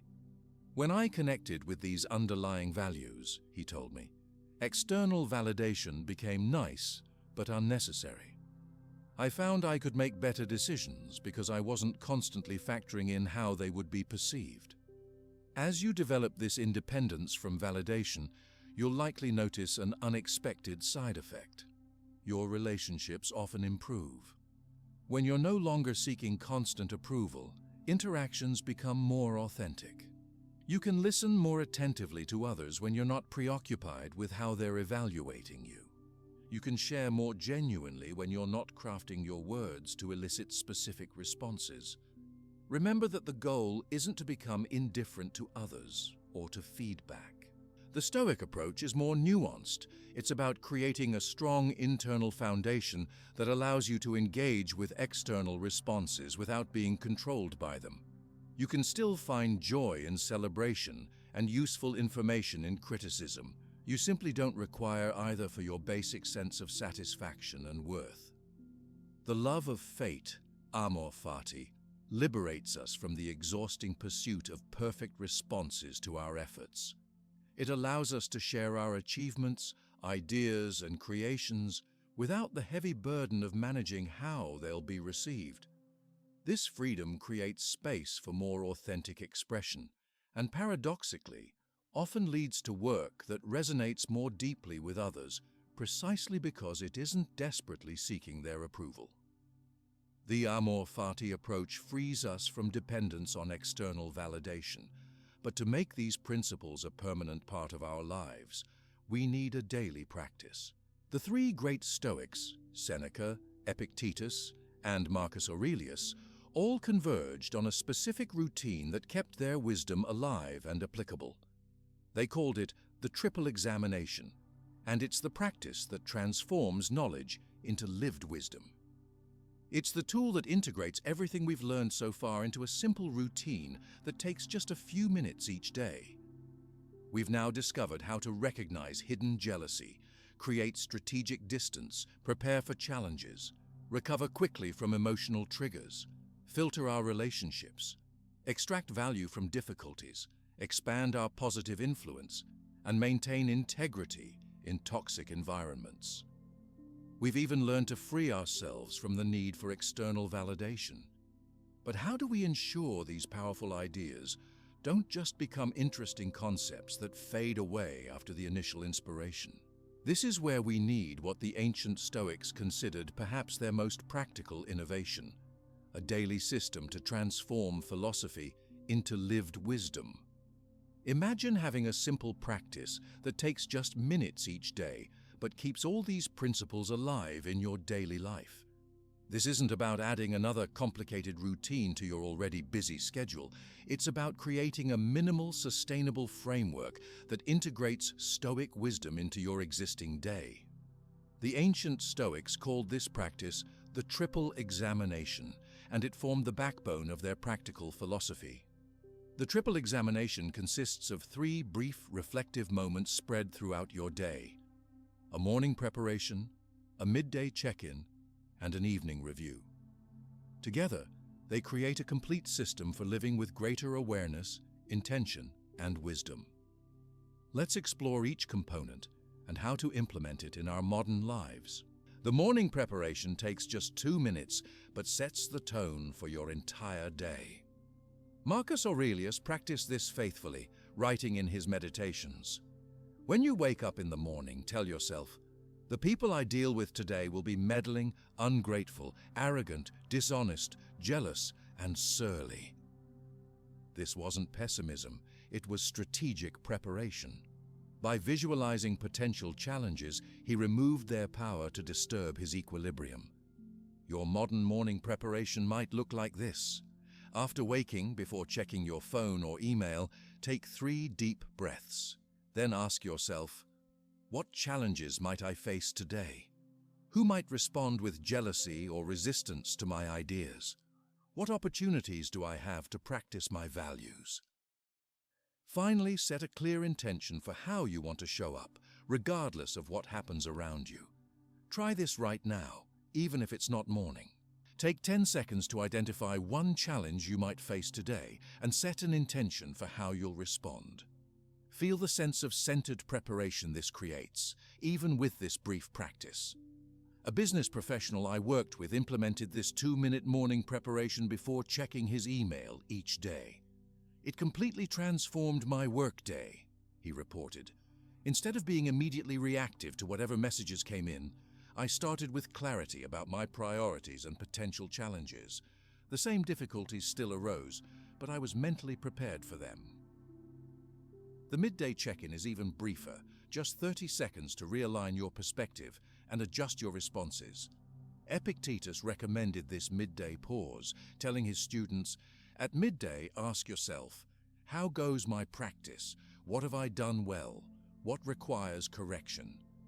This quick recalibration prevents small deviations from becoming full departures from your intentions. In modern terms, your midday check-in might coincide with lunch or a natural break in your day. Take 3 conscious breaths and ask yourself, am I living according to my morning intention? Have I been pulled off course in any way? What adjustment do I need for the afternoon? This brief pause acts like recalibrating your GPS. A small correction now prevents ending up miles from your destination. Right now, pause for 5 seconds and check in with yourself. Have I been present and intentional so far today, or have I been operating on automatic pilot? Just this momentary awareness creates the opportunity to adjust your course. The evening review completes the system with a 3-minute reflection on your day. Seneca practiced this faithfully, writing, "When the light has been removed and my wife has fallen silent, aware of this habit that's now mine, I examine my entire day and go back over what I've done and said, hiding nothing from myself, passing nothing by." This wasn't self-punishment, but learning, extracting wisdom from experience. Your evening review might include 3 simple questions. What went well today? Acknowledging progress. Where did I fall short of my intentions? Honest assessment. What will I do differently tomorrow? Practical learning. The power of these questions lies in their simplicity and balance. You're neither ignoring failings nor dwelling exclusively on them. You're extracting practical wisdom from your day's experiences. Try this right now. Take 15 seconds to reflect on something that went well yesterday and something you'd approach differently given another chance. Notice how this brief reflection creates both appreciation and learning. What makes this triple examination so effective is that it works with different personality types and lifestyles. If you're analytically minded, you might keep a journal with specific observations. If you're more intuitive, you might simply take a few moments of quiet reflection. The format can adapt while the structure remains. A teacher adapted this system to her busy schedule by connecting each component to existing habits: her morning preparation while brewing coffee, her midday check-in during lunch supervision, and her evening review while brushing her teeth. By attaching these practices to things I already do daily, they became automatic, she explained. I don't have to find extra time. They're integrated into my existing routine. The science of habit formation confirms why this approach works so effectively. Research on implementation intentions shows that specific plans tied to existing habits are up to 3 times more likely to become consistent practices than general intentions. By connecting the triple examination to specific triggers in your day, perhaps waking up, eating lunch, and getting ready for bed, you create powerful anchors for these practices. To personalize this system for your life, identify your own implementation triggers. the natural transition points in your day that can serve as reminders for each component of the triple examination. Perhaps your morning trigger is making your first cup of coffee, your midday trigger is returning from lunch, and your evening trigger is turning off the lights. By connecting these practices to existing habits, you dramatically increase the likelihood they'll become permanent parts of your routine. The triple examination works because it focuses on micro habits rather than major life overhauls. Research on behavior change shows that small, consistent practices create more sustainable transformation than ambitious regimens that quickly become overwhelming. These brief moments of reflection gradually reshape your awareness and responses without requiring significant time commitments. This approach is particularly valuable in our digital world, where constant notifications and information overwhelm our attention. You might use technology to support your practice rather than distract from it. Perhaps a subtle daily reminder on your phone for each component of the triple examination, or a digital journal for recording insights. The Stoics were pragmatists who would have embraced useful tools while maintaining focus on the core practices. Even with the best intentions, maintaining consistency can be challenging when life becomes chaotic. This is where the Stoic principle of starting again becomes essential. Epictetus taught, "If you have slipped, return again, and be content if the greater part of what you do is consistent with being a good person." This permission to begin again without self-judgment is crucial for sustainable practice. Remember that imperfect progress is infinitely better than perfect abandonment. If you miss your morning preparation one day, simply begin again with your midday check-in. If a week passes without your evening review, start fresh tonight without dwelling on the lapse. The Stoics understood that consistency over time matters more than perfection in any single instance. A professional I coached discovered the power of this approach after initially trying to implement an elaborate daily Stoic routine that quickly became unsustainable. When we scaled back to the simple triple examination connected to existing habits, his consistency improved dramatically. "What I've learned," he shared, "is that 70% consistency with a simple practice transforms more than 0% consistency with an elaborate ideal." As these practices become integrated into your life, you'll notice subtle but significant shifts in how you experience daily challenges.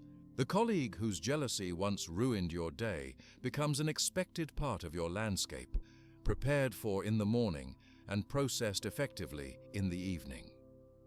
The family gathering that once left you emotionally drained becomes an opportunity to practice your values, with midday adjustments as needed.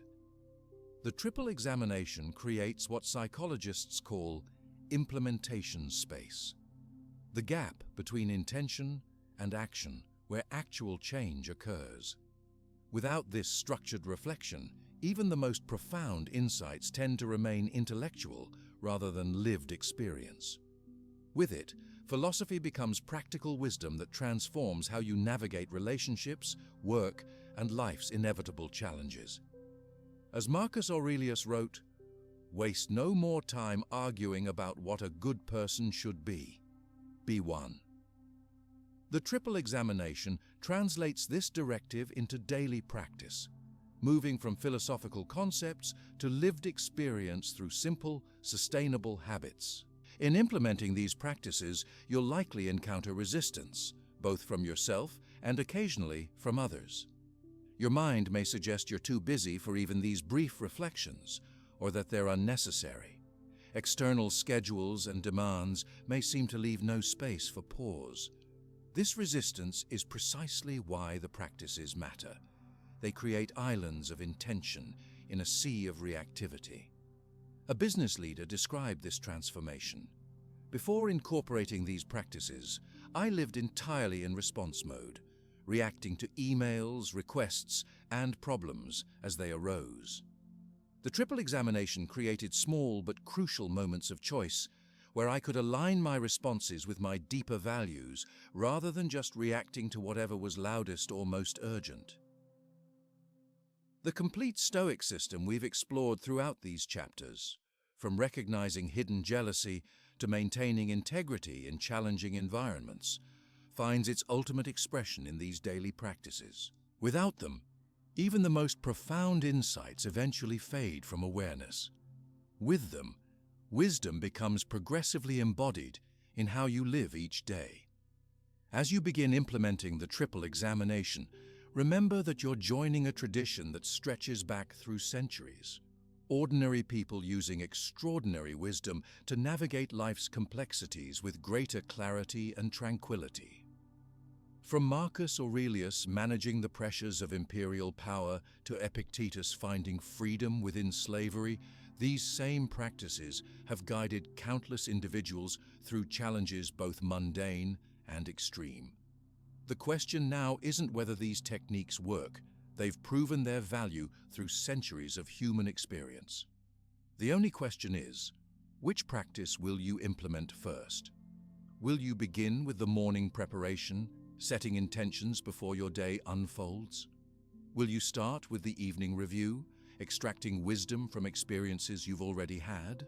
Or will you implement the complete system, creating a framework for living with greater awareness and purpose? Whatever you choose, remember that philosophy is not meant to be merely understood, but lived. As Epictetus said, don't explain your philosophy, embody it. The triple examination gives you the practical means to embody wisdom in your daily life, not as a distant ideal, but as your lived experience in every relationship and challenge you face.